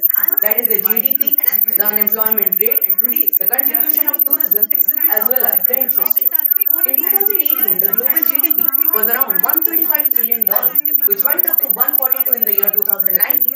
But then, due to the Satvik Padi COVID-19, and it dropped Divyansh down Patnaik. to 138. Same is the case of USA and India. In 2018, the GDP of USA was almost around $20.4 trillion, which went up to 21.4 after the max as well as the interest rate. But in 2020, it has come down to almost was around 135 trillion. However, in India, the GDP in 2018 was around $2.7 trillion, which went up to 2.9 in the year 2019. But in 2020, it has come down to $2.6 trillion, which is even less than the GDP of $2018. Now, as per economics, in the year 2021, the global GDP may rise up to around $149 trillion. In the USA, it may go up to $280 trillion, which means that in 2 more years there will be a mere growth of $600 billion. In India, however, the GDP of 2021 will be only sufficient to match the GDP of 2019, that is $2.9 trillion. Now let's talk about unemployment. It is a primary growth driver. In the USA, the unemployment rate of the world in 2018 was 5.4. It increased to 7.9. I'm talking about USA, and it was decreasing to 3.3. It has already increased to 7.9. And when we come to India, when it was at stable state at 5.36, this went as high to its pinnacle in an alarming pace to 12.5. As per our report and prediction, the unemployment rate is going to go down to 5.5 in the world by 2022, and USA is going to go down to 4.1 by 2022, but which will be little higher than 2018 unemployment rate of 3.9. And when we come to India, since many industrial and economic sectors are opening right now, the unemployment rate will go down to 5.1. Moving on to our next criteria, that is contribution of tourism.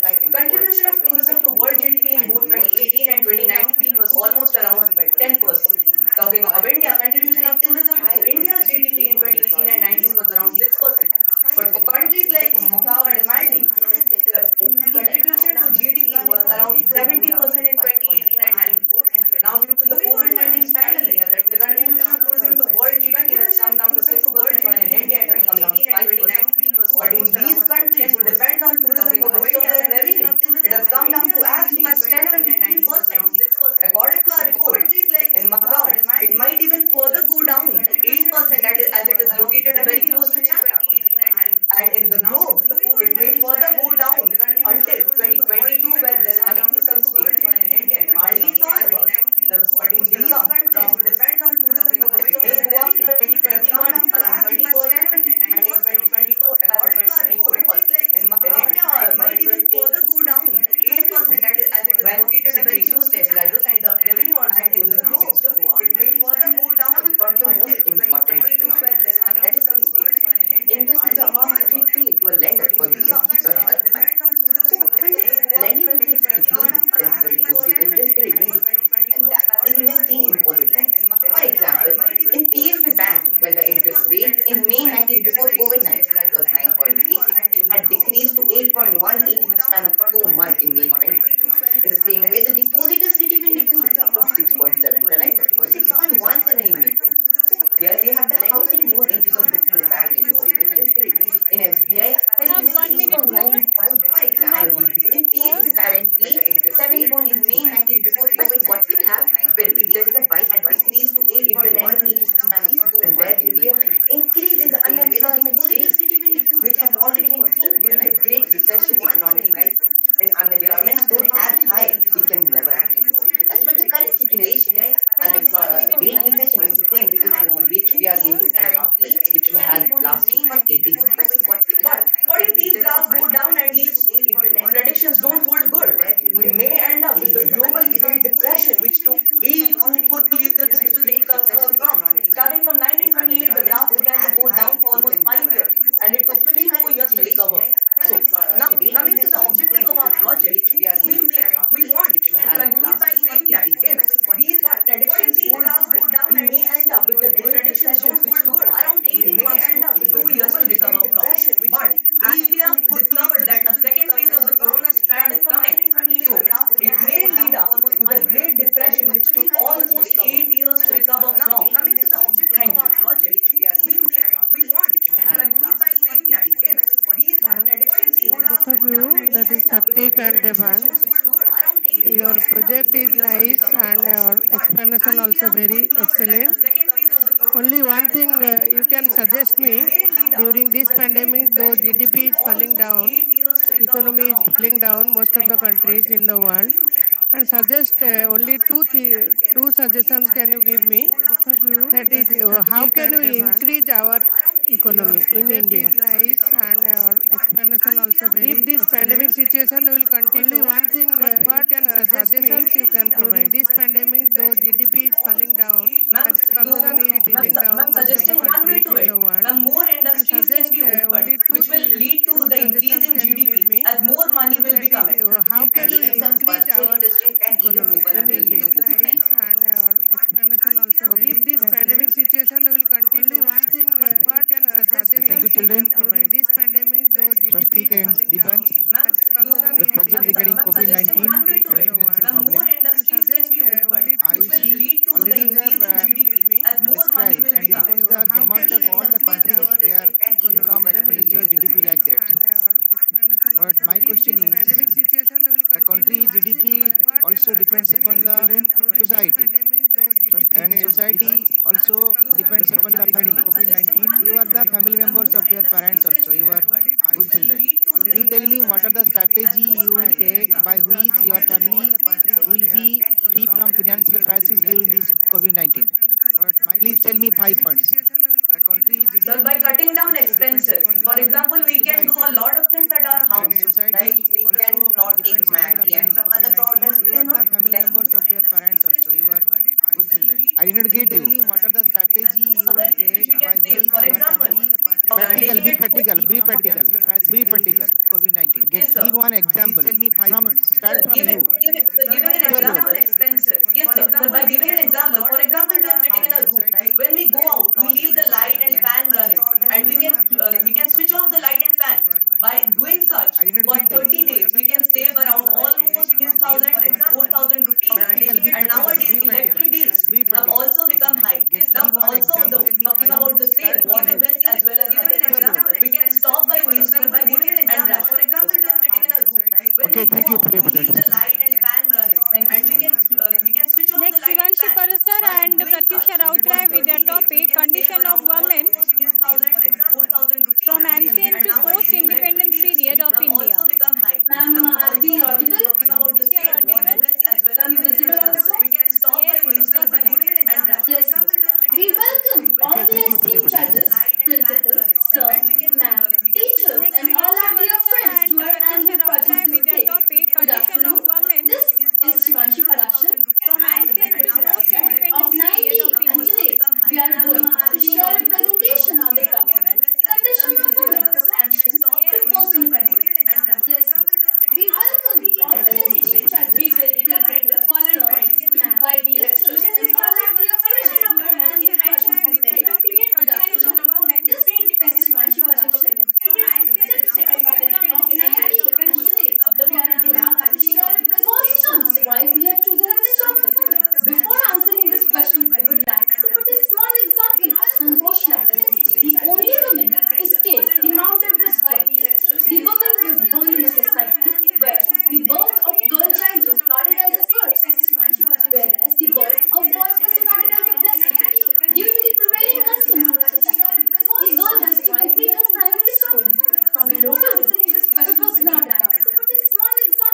Qualities like determination, self-sacrifice, interest of mountaineering, equipment with iron will, physical endurance, and an amazing mental toughness, she proved herself repeatedly as she was the first woman to scale Mount Everest twice. So, our purpose of teaching this topic is how women gain their importance in today's generation in compared to how they were treated in earlier days. So first, let's start with ancient. They were women machines and they were held in high state. For example, Rapasa, Lokamaka, Apaka, and Lada. They were made aware in terms of all areas and played an important role in politics as well. Whereas, among the economically weaker sections of the society, preference was given to male chiefs. Girls were often dominated by the men, and they were concepts of female infanticide and infanticide prevailed in Rapasa. Next comes the medieval period.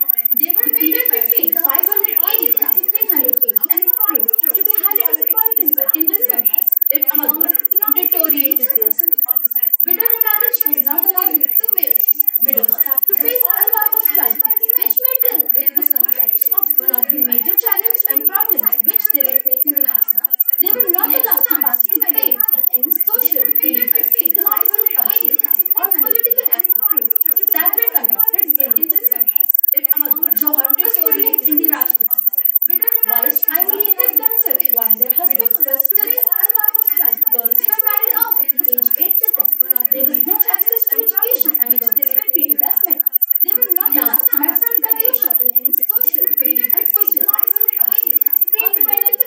In the pre-independence period, the status of the women within the country was on two sides. The major responsibilities of the women were dedicated towards the implementation of household responsibilities, and they were not allowed to participate in the implementation of other tasks. In addition, they were overwhelmed by the practices of polygamy.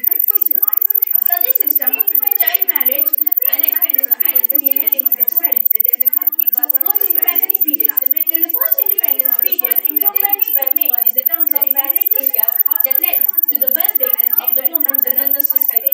There were formulations of many programs and schemes that had the main objective of bringing a progress among the women. In spite of initiations of measures and policies, still in some of the rural communities, women are regarded as subordinates to men. One of the unfortunate areas is throughout the country that women and girls are subjected to abuse and mistreatment. Next comes the steps taken by the Indian government to enhance the condition of women in our country. First comes the Beti Bachao Beti Padhao Andolan. It is a social campaign aimed at the eradication of the female infanticide. Next comes Sakhi. This was implemented on the 1st of April within Nirbhaya country. One-stop centers are established in various localities of our country. Next but not the least comes Nari Shakti program. The Nari Shakti puruskars are given to the women Beti Bachao Beti Padhao Andolan. So this vote for the society is given to the women on 8th of March, International Women's Day, by our Honorable President Rashtrapati. Thank you. Woman is the eye of our nation. Woman is the mother. Woman is the daughter. Woman is the sister, and woman is everything. Woman is like a shadow, like a shelter. She is the one who looks at others like a wife, as mother is really noble. And when the women are worshipped, there the God rejoices. Women empowerment can make the society powerful. This signifies the importance of women in everything. Without women, nothing can be. The women have grown from ashes, as we can see in ancient Greece. Women were not allowed to come out of their houses. Women were often dominated by men. Thank you both of you. Your time is up. So now you have to answer the questions. Thank you, children. And your explanation is very nice. And also it is adaptable to the current situation. Thank you. Ivanchi and Pratyusha, your presentation is very good. Thank you, sir. Just clarify regarding women empowerment and women security. Thank you, children. You have covered ancient, medieval, and modern age. And also Now it you is have to teach adaptable women to empowerment the and current women situation. security. And you tell which age was better and why. Sir, according to me, the post-independence period was quite better than the other period, because in the post-independence period, some of the policies were introduced by the government to enhance the condition. But whereas in the previous three periods, the women have to face a lot of challenges. And you tell which one will most give importance, women empowerment or women security. According to me, the post-independence period was quite better than the other period, because in the Is there any Nirbhaya case earlier? policies were yes, by the government. It was happening. You might have heard about that Nirbhaya case. But now in the current newspaper, you see there is in Noagar district, the girl child was molested. Which one will most give importance, women empowerment or women security? Puri case. So was it there in earlier time? The earlier time also it was there, but at that time there was not that kind of government policies that girls, like nowadays there is not policies that if you are facing such kind of problems, you can report to the government. In the previous time, this facility was not there. Women empowerment or women security? In which you are thinking that you can empower yourself? Was it there in earlier time? So we can empower ourselves by in every respect. That kind of government policies that Okay, thank you. like nowadays there is not policies that if you are facing such kind of problems. The next team is of Siddharth Mahapatra, Abhijit Linka, and Siddhiman Neeraj Mishra with the topic Death of Subhash Chandra Bose and You can empower yourself. Was it there in earlier time? So we can empower ourselves by visible in every respect. and audible also. Government policies that Okay, thank you. like nowadays. Good afternoon, everybody. Respected juries, worthy teachers, and my dear Is of friends. Siddharth Today, Mahapatra, we, the Abhijit students Linka, of and Standard Siddhiman 90, are Neeraj here to Mishra present with our the topic Death of present Subhash today on the Chandra Bose topic and Death of Subhash Bose and Enigma, a vision to the depths of the police. The group comprises of Siddhiman Neeraj Mishra, Abhijit Lenka, and Siddharth. Good afternoon, everybody. Subhash Chandra Bose was a true leader, appointed as General Secretary of the Indian National Congress. His slogan, "Give me blood, I will give you freedom," inspired millions of people to join the national struggle for sovereignty. Like my friend Siddhiman, to elaborate more about this great mega icon. Who was Subhash Chandra Bose? A person who needs no introduction. One of the most eminent freedom fighters of India. Born in Calcutta to an affluent family, had accessibility to proper education. By a young letter, as qualified in one of the most prestigious exams at that is the Indian Civil Service. This great mega icon. He gave up his golden job opportunity just because he did not want to work for the British government. depicting his patriotism. In 1921, Subhash Chandra Bose joined Indian National Congress, a non-political party organization. He even started a newspaper which published articles on daily basis about The India. most prestigious He even authored the book The Indian Struggle, which goes by its name, depicted about the national struggle taking place. Now let's discuss about the role of Subhash Chandra Bose in the freedom struggle of India. He joined the disobedience movement under the influence of Gandhi, but the British did not want a right to rise, as it had happened in the Sepoy Mutiny of 1857, so they held him under house arrest in Lucknow. But he secretly fled to Russia and made an ally with Germany, followed by Japan. So what were his tactics for independence? He acted as a national leader and kept the spirit of nationalism burning within the hearts of the people in order to keep the national struggle during the Black period, as it had happened in the Sepoy Azad movement. The national movement grew even more stronger with the formation of Indian National Army (INA), also called as Azad Hind Fauj. In 1943, the independence of Azad Hind Acted as a national leader and kept the spirit of nationalism burning within the hearts of the people and influential leader the national struggle during the Black period. As the leadership of Gandhi's father, the national movement grew even more he stronger with negotiated the an attack formation of Indian National Army (INA), also called as Azad Hind Fauj. because of British slogans of the Agenda and Janet inspired many youngsters among the army to fight back. Let's discuss that mystery including Subhash Chandra Bose. Along the pathway of time came into vision that many new theories along with contradictions came up related to the death of Subhash Chandra Bose.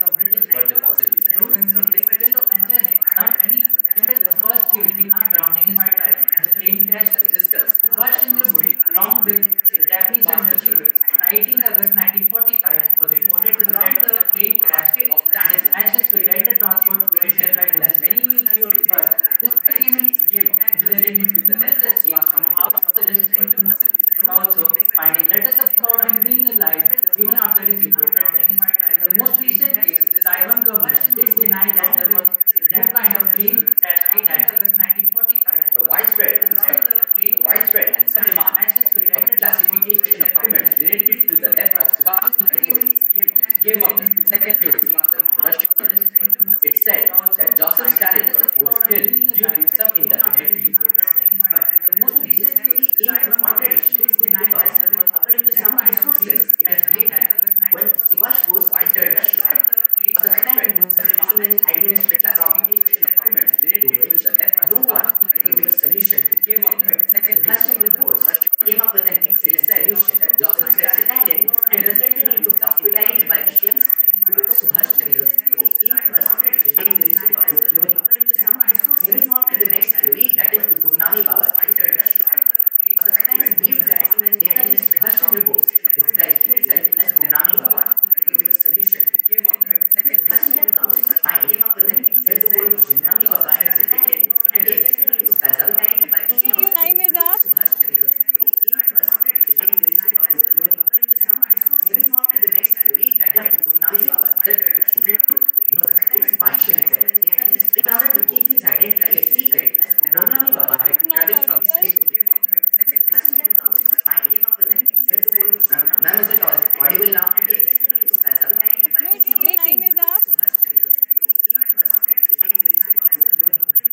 In order to keep his identity a secret, Gumnami Baba had traveled from place to place, from Bengal to Nepal, then Ayodhya, Lucknow, and at last he was finally reported to have been dead in Faizabad in 1981. Now can you answer a few questions? Already 5 minutes over.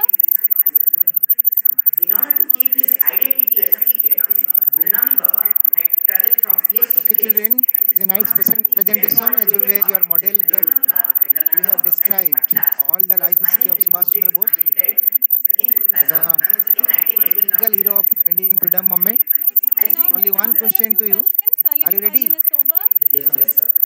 Yes, you tell me that Subhash Bose was contesting to be the president of INC. The nice president towards 1938. Your model that I am described. Mahatma Gandhi was not liking it. So who was his opponent that Mahatma Gandhi was supporting? Typical hero of Indian freedom movement. Only one question to you. Are you ready?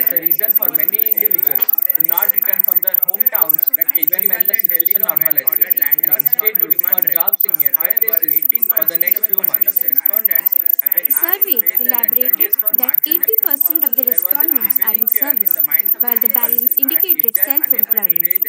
As much as 28% respondents have been rendered jobless, while 55% of them were still employed but with unavailability of work during the lockdown. 17% people were still employed and working in spite of the lockdown. Out of those who are still employed, almost all of them have regular income, while the balance indicated To understand the income self-employment. As distribution, we much can as quickly 28% classify them into respondents five have been parts. rendered The first jobless, class includes the while people with income up to 55% of 8,000 them per were still month. employed The second but class with includes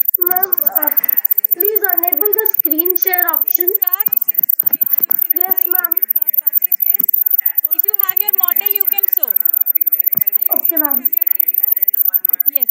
So in this model, it shows that how hard the COVID workers and the police are working to maintain the COVID rules and regulations. The COVID workers are working to save many lives, and the police are always patrolling the roads and streets to make sure that all to ensure that everyone is following the rules of COVID-19 to maintain the COVID rules and regulations. The COVID workers are working to save many lives, and the police are always patrolling the roads and streets to make sure that all to ensure that everyone is following the rules of COVID-19. Now I'm going to share my PPT on social life and pandemic. What is an endemic? Endemic is when a disease is present in a particular region. Example, dengue. Epidemic is when disease is present in larger area affecting communities. Now I'm going to share my pandemic is when it is spread from country to country. What is an endemic? Endemic is when a disease in spread of disease is difficult to control. And pathogens do not distinguish is when disease is present in larger area, effect on patient communities, sense of isolation, pandemic dependency, and social ostracism and passive neglect by healthcare workers. Spread of disease is difficult to control. In conclusion, we should choose our government very carefully so that they can make good guidelines to combat such long-term social impact of COVID-19 and passive neglect by healthcare workers. Thank you.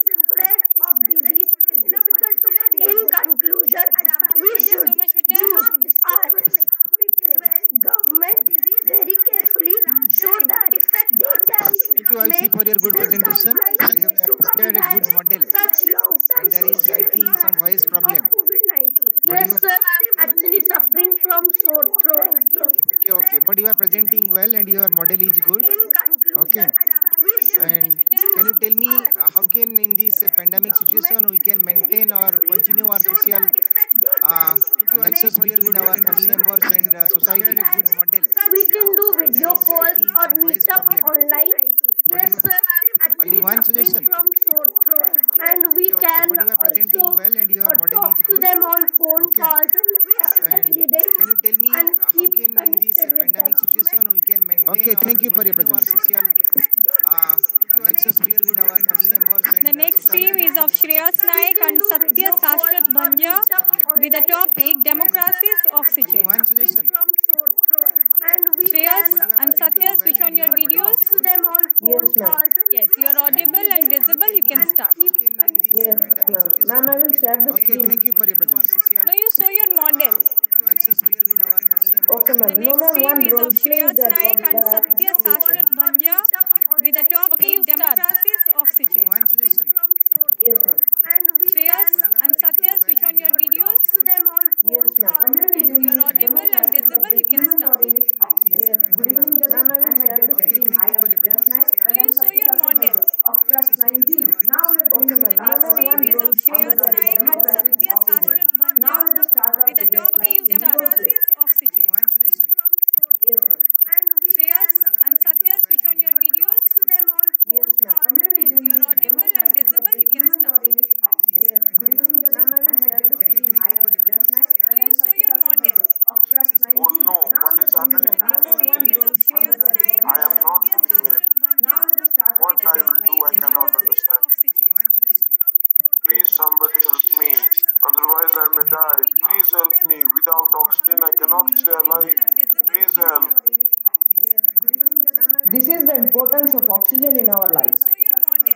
हमारी मांगे पूरी करो हमारी The next मांगे team is पूरी of करो Shreyas Naik and farmers Satya will Sashwat lead the Bhanja world farmers with the will lead topic the world Democracy's Oxygen. Here in democracy, please all somebody people help can me raise their voice against otherwise I may justified die cause. please help me without oxygen I cannot stay alive please help Now, if we this is the importance of oxygen in our life.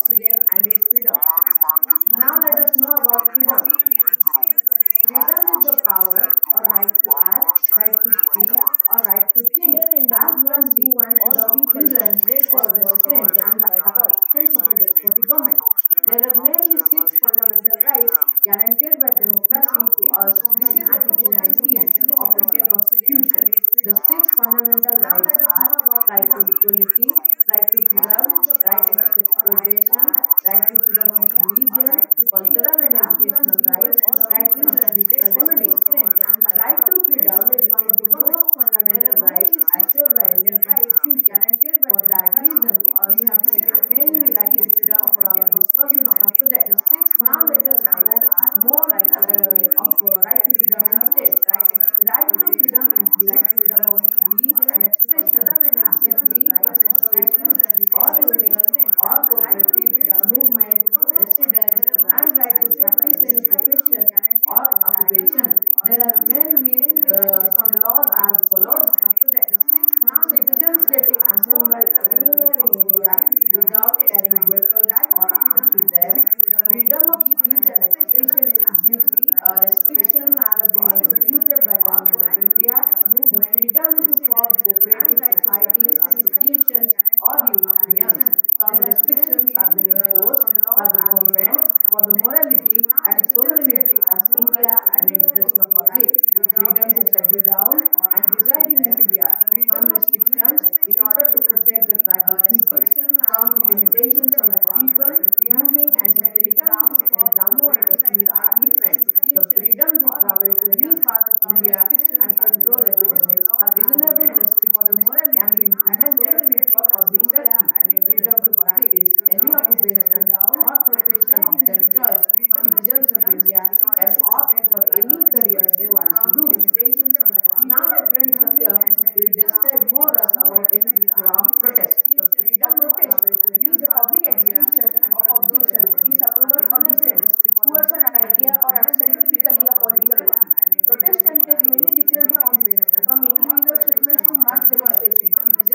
Protesters may organize a protest as a way of publicly making their opinions heard in an attempt to influence public opinion or government policy, or they may undertake direct action in an attempt to enact desired changes themselves. Where protesters are part of a systematic and peaceful non-violent campaign to achieve the particular objective and involve the use of pressure as well as the persuasion, they go beyond mere protest and may be better described as cases of civil resistance or non-violent resistance. And now let us take the example of thousands of farmers from Punjab who have conversed musically against new farm laws. It is just essential for the government to The recognize time is them up, as well beta. as the Already persuasion, 5 minutes they over. go beyond mere I'm protest switching to and the judges. may be better described as cases of civil Thank you, children. resistance Good or non-violent explanation. resistance. And Only now can let you us tell take the me 2 example of points, both thousands of of you? farmers from That Punjab is, who what is have the negative conversed outcome of musically against democracy? new farm laws. Ma'am, You it told is the just positive essential aspect, for that the is government to comparing The recognize time the is them up, beta. democracy with the Already 5 oxygen. If minutes there is over. no oxygen, there is no I'm switching to existence the of life. judges. But what is the negative impact of democracy? Thank you, children. Good then the explanation. negative impact of Only can you democracy tell is me that 2 points, both of the you? people aspire That all is, what is the people negative outcome of aspirations and democracy? goals will not be completed or they You will told have the positive they aspect, don't that is have any rights comparing the for democracy with the means they oxygen. have If they there don't is no have any oxygen, fundamental there is no rights existence and of they life. cannot enjoy But their what is the equal negative privileges in the impact of society. democracy? Thank you, children. Good Then the explanation. negative Okay. impact of Only can you democracy tell is me that 2 points, both of the you? people aspire That all Okay, is, thank you, what is children, the for your people negative presentation. outcome aspirations of and democracy? goals will not be completed or they You will told have the The positive last aspect, team don't of that is have class any 9 rights comparing the is of democracy with the Sashwat Das, oxygen. Asit If Kumar there is no Mahapatra, oxygen, there is no Aryamik existence of Bal, life.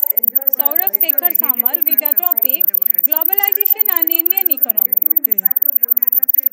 Switch on your videos and start. Okay, thank you, children, for your presentation. and goals will not be completed or they You will told have the The positive last team aspect, of that is class 9 comparing is of Sashwat Das, the Asit democracy Kumar with the Mahapatra, oxygen. There is no Aryamik existence of life. Bal, Saurabh What is the Sekhar negative Samal with the impact of topic democracy? globalization and Indian economy. Okay. Switch on your videos and start. Okay, thank you, children, for your presentation. and goals will not be completed or they You will told have the positive The last aspect, team of that is class 9 comparing is of Sashwat Das. Asit Unmute Kumar yourself and start Mahapatra. telling. There is no Aryamik existence of life. Bal, Good Saurabh evening, Sekhar one and all Samal present with over the here. I am topic Sasubdas and my globalization dear and friend. Indian economy. And my group members are Aryan Iqbal, Asif Kumar Mahapatra, and Saurabh Samant. We are going to present a presentation on the topic globalization and Indian economy. To continue with what is globalization, I would request Aryamik to continue. Unmute yourself and Shashwat, start telling. well, before knowing about our topic, we need to know what Good is evening, morning, or globalization. present over here. I'm Globalization is first the class, and integration between countries through foreign trade and group foreign members are investment Aryan by Iqbal, MNCs. Asif Kumar In Mahapatra, recent and years, Saurabh Samant. We are going to market in present India a have presentation transformed and on the developed due topic to the globalization and globalization. Indian economy. The MNCs are the To major continue with what forces is of globalization, I globalization would which request helps in Aryamik to connecting continue. different countries. Unmute Now, yourself and let's look start at telling. some well, before advantage knowing of about our globalization. topic, we need to know what Good is evening, morning, or globalization. present over here. I'm Globalization first is the class, and integration between it countries helps in and giving my a group foreign members are investment Aryan higher Iqbal, amount Asif of Kumar employment. In Mahapatra, recent and years, Saurabh Samant. with the help of special economic zone and export processing zone, the availability of job has increased. Continue with what is globalization, Second, I would it request increases Aryamik to continue. compensation. After globalization, the amount of compensation has increased as compared to domestic companies due to the skill and knowledge provided by the foreign companies. Lastly, it gives a common man a high standard of living. In general, globalization decreases the cost of manufacturing. This means that companies can provide their goods at a lower price to the consumers. This average cost of goods is the key aspect for the consumer to get a high standard of living. Thus, in this way, consumer can get the country's economic state is affected by globalization. Now, let's look at the factors that are boosting globalization. First of all, technology. For the consumer to get a high standard of living. First, in this way, with less price. Second, the trade barriers. These are the barriers set by the government to regulate the flow of trade. Lastly, liberalization. These liberalization means that removing the unnecessary barriers set by the government for the free flow of foreign trade. First of all, technology. For the consumer to get a high standard of living. First, in this way, Thank with you, Arimi, less for price. sharing your views. Second, the Now trade let's see barriers. what These is are the barriers MNC, set by the government to multinational regulate the corporation flow is. of trade. An MNC is a company that owns or controls the production in more than one country. That removing the MNC set up its offices and industries for production in various regions for to get cheap labor and cheap resources and to get resources that is needed for the production. Now let's see what is this helps to minimize the cost price and maximize the profit. MNC is a company that they spend controls the production in more than one country. MNC set up its offices and industries for production in various You regions answer a few questions to from the get judges. cheap labor and cheap resources and to get resources that is needed for the production. Now let's see what is this helps to minimize the cost price Okay, and children, your maximize the presentation profit. is good. You please tell me They what are the spend challenges that India is facing due to the token globalization. MNC set up its offices and industries for production in various You regions answer a few questions from the judges. The Challenges challenge that line India is statement facing due to globalization. cheap Who is resources it? and to get resources that is needed for the production. Am I audible? This helps to minimize the the cost challenges Okay, children, faced by your whom? presentation is good. India. Please tell me challenges faced by what are the India due challenges to that India is globalization. facing Due to the token globalization. MNC set up its offices and industries for production in Sir, in You India, the answer a cottage few industries questions are from the the main judges. source of Challenges income, that India is but facing due to due to globalization. globalization, the cottage industry get a serious compete with the MNCs and Am I other audible? industrial groups. The So challenges Children, faced by your whom? that presentation is good. results India. into the Challenges faced by less India due to production, globalization. Due to the less token buying of the globalization. cottage industries products. Sir, in India, the cottage industries are Okay, the but you main could source not of touch the income, point. but Remember, due to globalization, there are the various cottage challenges industry that get India is a facing. serious compete with So the far, our product is concerned, MNCs and technology is other concerned, industrial groups. brain drain is concerned like So that. And one more that question to you: results into the that what are the steps less government has taken to safeguard the indigenous less buying industries? of the cottage industries products. Sir, in India, the cottage industries are Steps the taken by India government to due to safeguard the there are indigenous various industries. challenges That that India is a facing. serious compete with So the. far, Sir, our the product is Indian government concerned, has technology is take concerned, out the trade brain barriers drain is and concerned like that. started And one more liberalism. question to you: that So, what are so the that the steps traders government can has taken to safeguard also the sell indigenous their products industries? outside India, not only concerned in the domestic markets. Okay, thank you for your presentation. Steps taken by India government to safeguard the indigenous The industry. next team we have with us is of Aditi Indian Tanaya, government has Arpita set Bhuya, up the trade balance Samparna, and Priyanka started Mishra, and One more Ramanuj question with to the you. topic judiciary. What are so the that the steps traders government can is taken to safeguard also the sell indigenous their products industries? outside India, not only concerned in the domestic markets. You can Okay, start. thank you for your presentation. Steps taken by India government to safeguard the indigenous The industry. next team we have with us is of Aditi Tanaya, Arpita Bhuya, Samparna, Priyanka Mishra, and Ramanuj with the topic judiciary.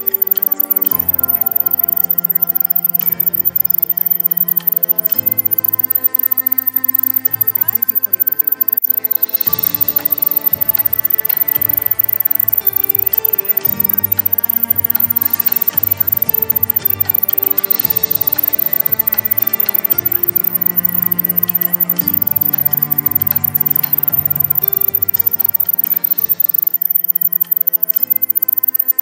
Good evening to all my respected judges, teachers, and sirs present over here to listen to us through this call. I, Arpita Bhuya, along with my friends Priyanka Hasda and Aditi Tanya Samal, I'm going to present our project on the topic Indian judiciary. So here is Aditi. Independence of judiciary is necessary to protect the liberty of individuals. Good It evening to is all the my foundation respected stone of judges, human teachers, and democracy. sirs present over here to listen to Judiciary us through is this call. important as I, it Arpita settles Bhuya, along with my disputes friends and Priyanka performs other Hasda interpretative and Aditi functions Tanya Samal, such I'm as going to present our judicial precedents, project on the topic Indian advisory judiciary. So here is jurisdictions, Aditi. PIL, protections of Independence of basic rights, judiciary is and to necessary to establish rule protect of the law. liberty of Over to individuals. Arpita. Good It evening to is all the my foundation respected stone of judges, human teachers, and democracy. sirs present over here to listen to Judiciary us through is this call. important as it Arpita settles Bhuya, so what is disputes integrated and judicial performs system other which the interpretative Indian system functions follows? such as In fact, judicial decisions precedents, made by the highest advisory courts are binding jurisdictions, on the lower PIL, courts. All the protections courts of from basic example rights, Panchayat and to to the High establish rule Court of the are law. Over integrated to into the Arpita. Supreme It Court. is the The foundation integration stone of is through human the democracy. appellate system existing in the Judiciary is Indian important as it constitution. So, settles what is disputes and Indian performs other independence of interpretative functions judiciary? such as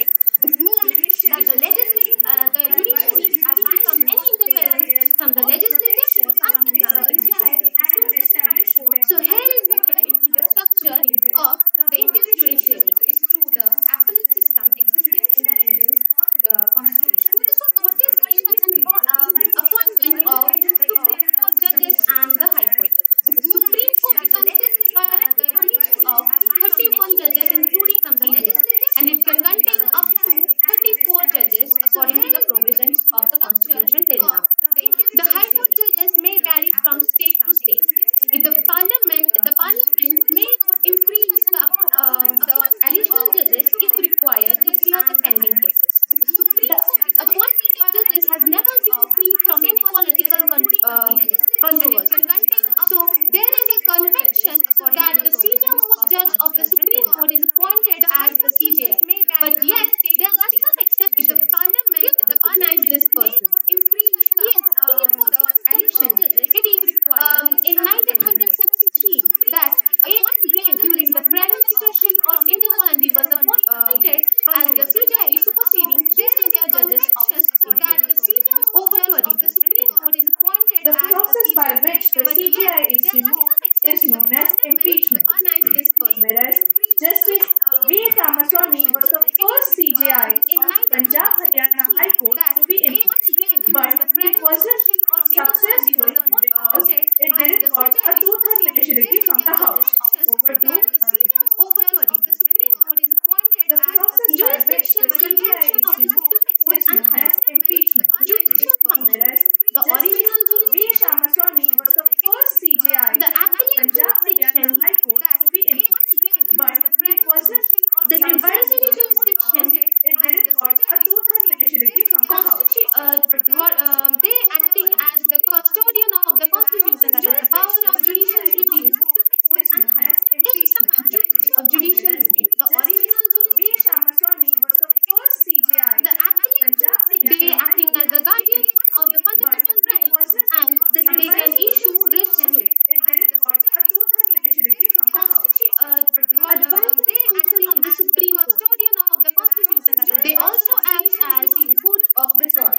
Hence, the maturity of judicial review. The original jurisdiction. Ramaswamy was the first CJI The of appellate Punjab courts, High they Court acting as the guardian of the fundamental it rights wasn't and they can sufficed to issue its writs extent. too. It didn't got a two-third majority from the House. They acting as the custodian of the constitution. They also act as court of record.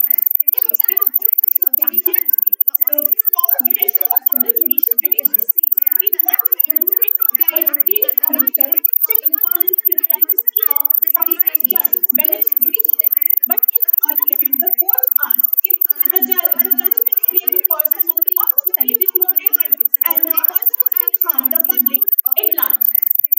Sometimes it may seem reasonable for the judiciary to interfere in the matters of legislature, and the judicial activity becomes more important. But what will happen if the legislature starts executing the powers of judiciary? In a conclusion, judicial activity has its pros and cons. However, judges moving forward for the welfare of public and abolishing unconstitutional laws should not be considered as encroachment into the domain of legislation. After all, the wish is there to provide if the legislature now hands over executing the powers of judiciary. The judiciary protects the right, hence the subversion of the constitution. The Indian constitution is based on a delicate principle of limited checks and balances and separation of powers.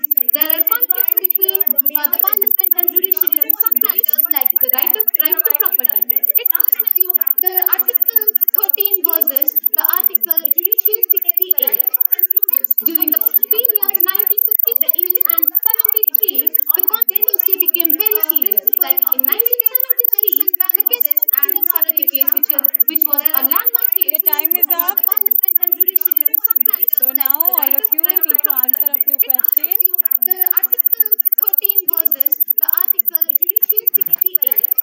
Thank you, During children. the period 1953 Aditi, and Arpita, 73, the controversy Amar, became very serious. Purna, Like and in Priyanka also there. 1973, Okay, so your good presentation. We have detailed means you presented regarding Supreme Court, their So functioning now and all like that. of you need to A answer small a few question to you: questions. that you are very proud being I mean the residents or citizens of Odisha also. So you tell me who are the Odia people? They have served as the Chief Justice of Supreme Court. Amar, Purna, and Priyanka also there. Okay, so your they good belongs to presentation. Odisha. We have detailed. Very proud of, we are being very proud of. Regarding Supreme Court. Name Those those have have served served as as the Justice of of India. India. That is That Chief you are very Justice of proud Supreme being Court. I mean the residents or citizens of Odisha also. So you tell Thank me you, who are children. the Do you Odia have an people? idea? They have served as the Now, Chief once Justice again, of for Supreme the Court. Amar, Purna, and Priyanka also there. Okay. The people from Odisha, those have worked as the Chief Justice of Supreme Court. Name them. Those have served as the Justice of India. That is Sir very Deepak proud being Mishra. I mean the residents or okay, good. Then next. So you tell me more? Who are the Odia people? Idea? They have served as the no idea. And his father. Have you heard about his father? Okay. The people from Odisha, those have worked as the Chief Justice. Okay, you'll find it. Thank you. Thank you for your presentation. Thank you, sir. Thank you, sir. Sir The Deepak last team Mishra. with us we have is of Swam Shidda Okay, good. Mahanti, Then a next. solo team with a topic feudalism and hierarchical polity. No idea. And his father. Sichuan, your Ma'am, Have you heard about his father? ma'am, is my video is visible visible? and audible? Good luck.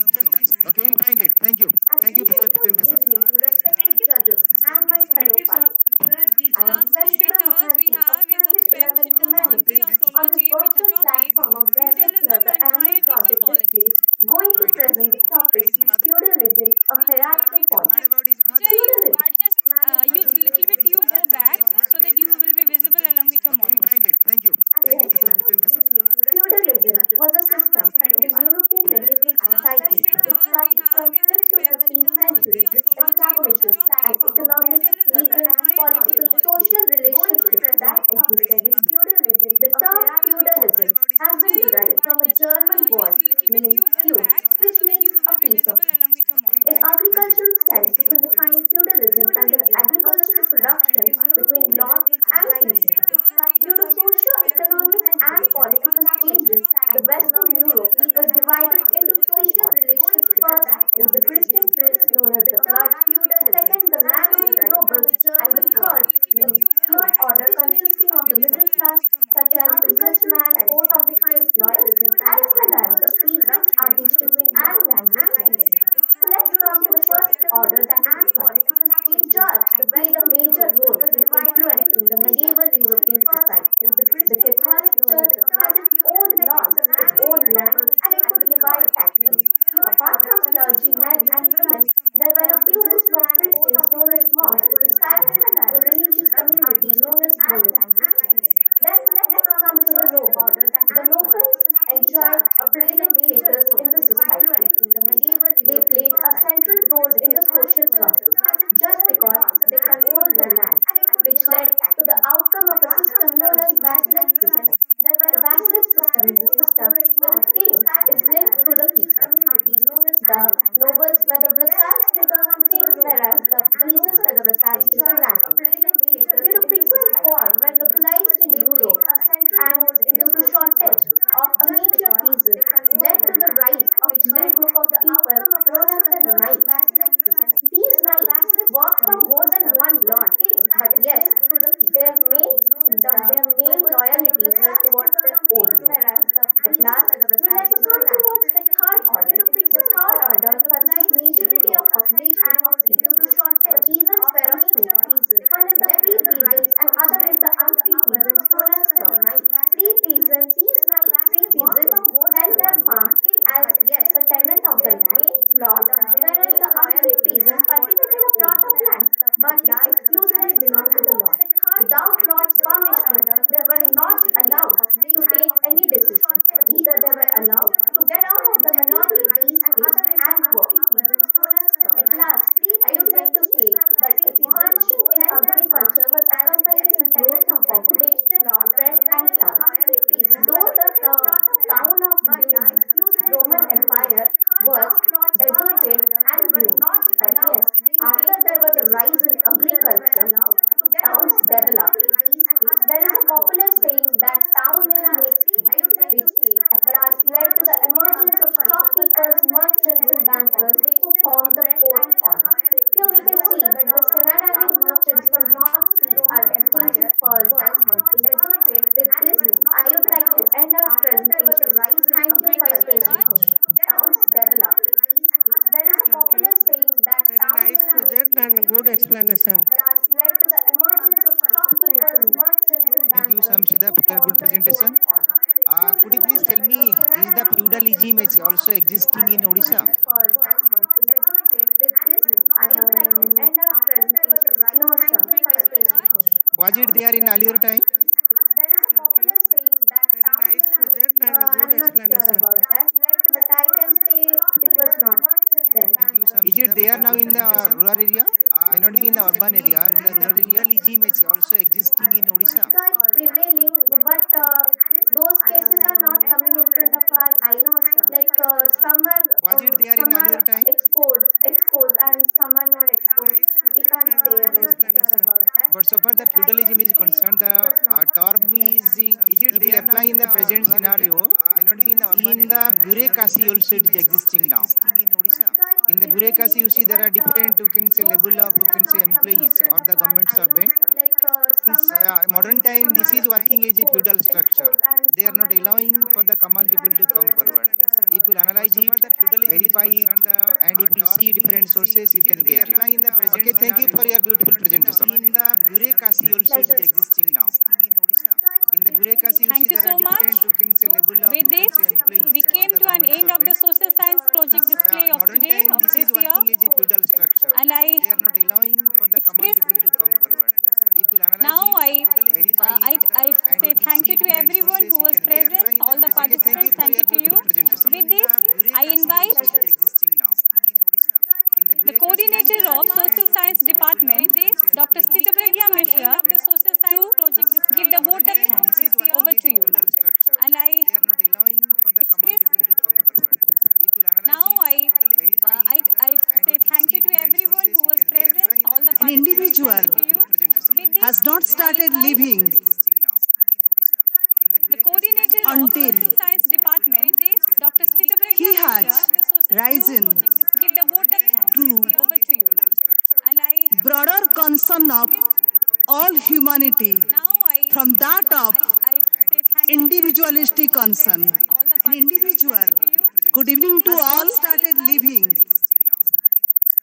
I Coordinator deem it of honor Science Department, and privilege he to propose vote of thanks on this memorable occasion of all annual social science project display 2020. Let me start first of all by giving glory to the Almighty who has made this event a resounding success.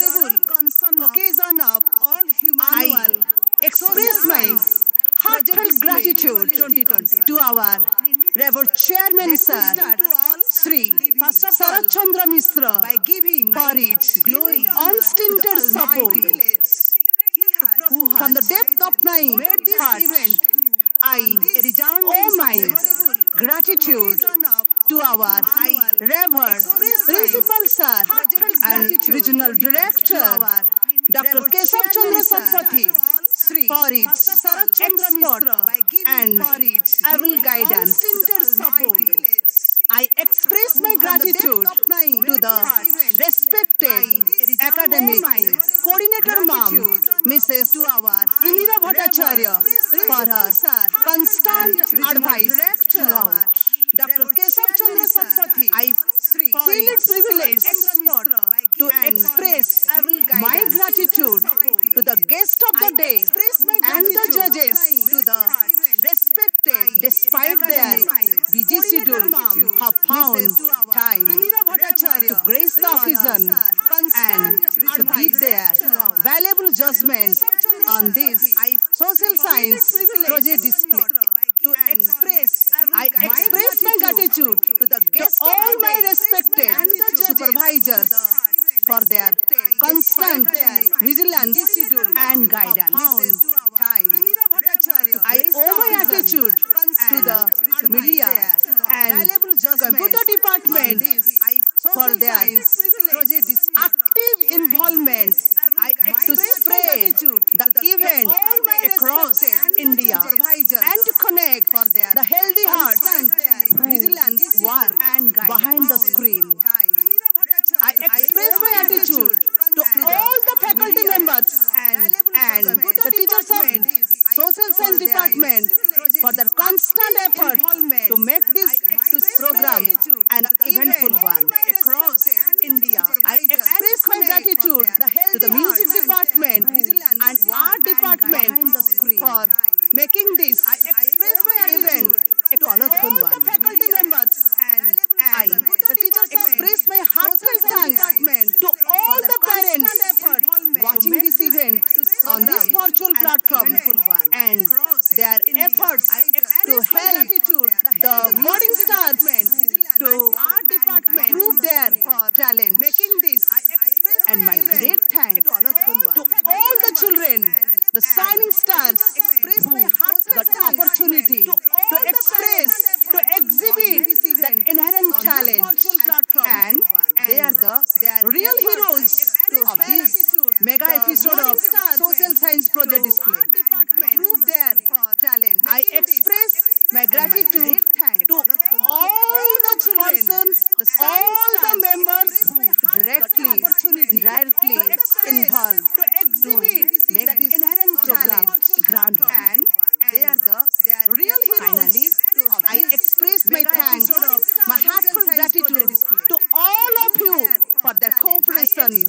Thank you all. To all the persons, all the members who directly, indirectly involved to make this program grand. And they are the real heroes. Finally, I express my thanks, my heartfelt gratitude to all of you for their cooperation. Thank you all. To all the persons, all the members who directly, indirectly involved.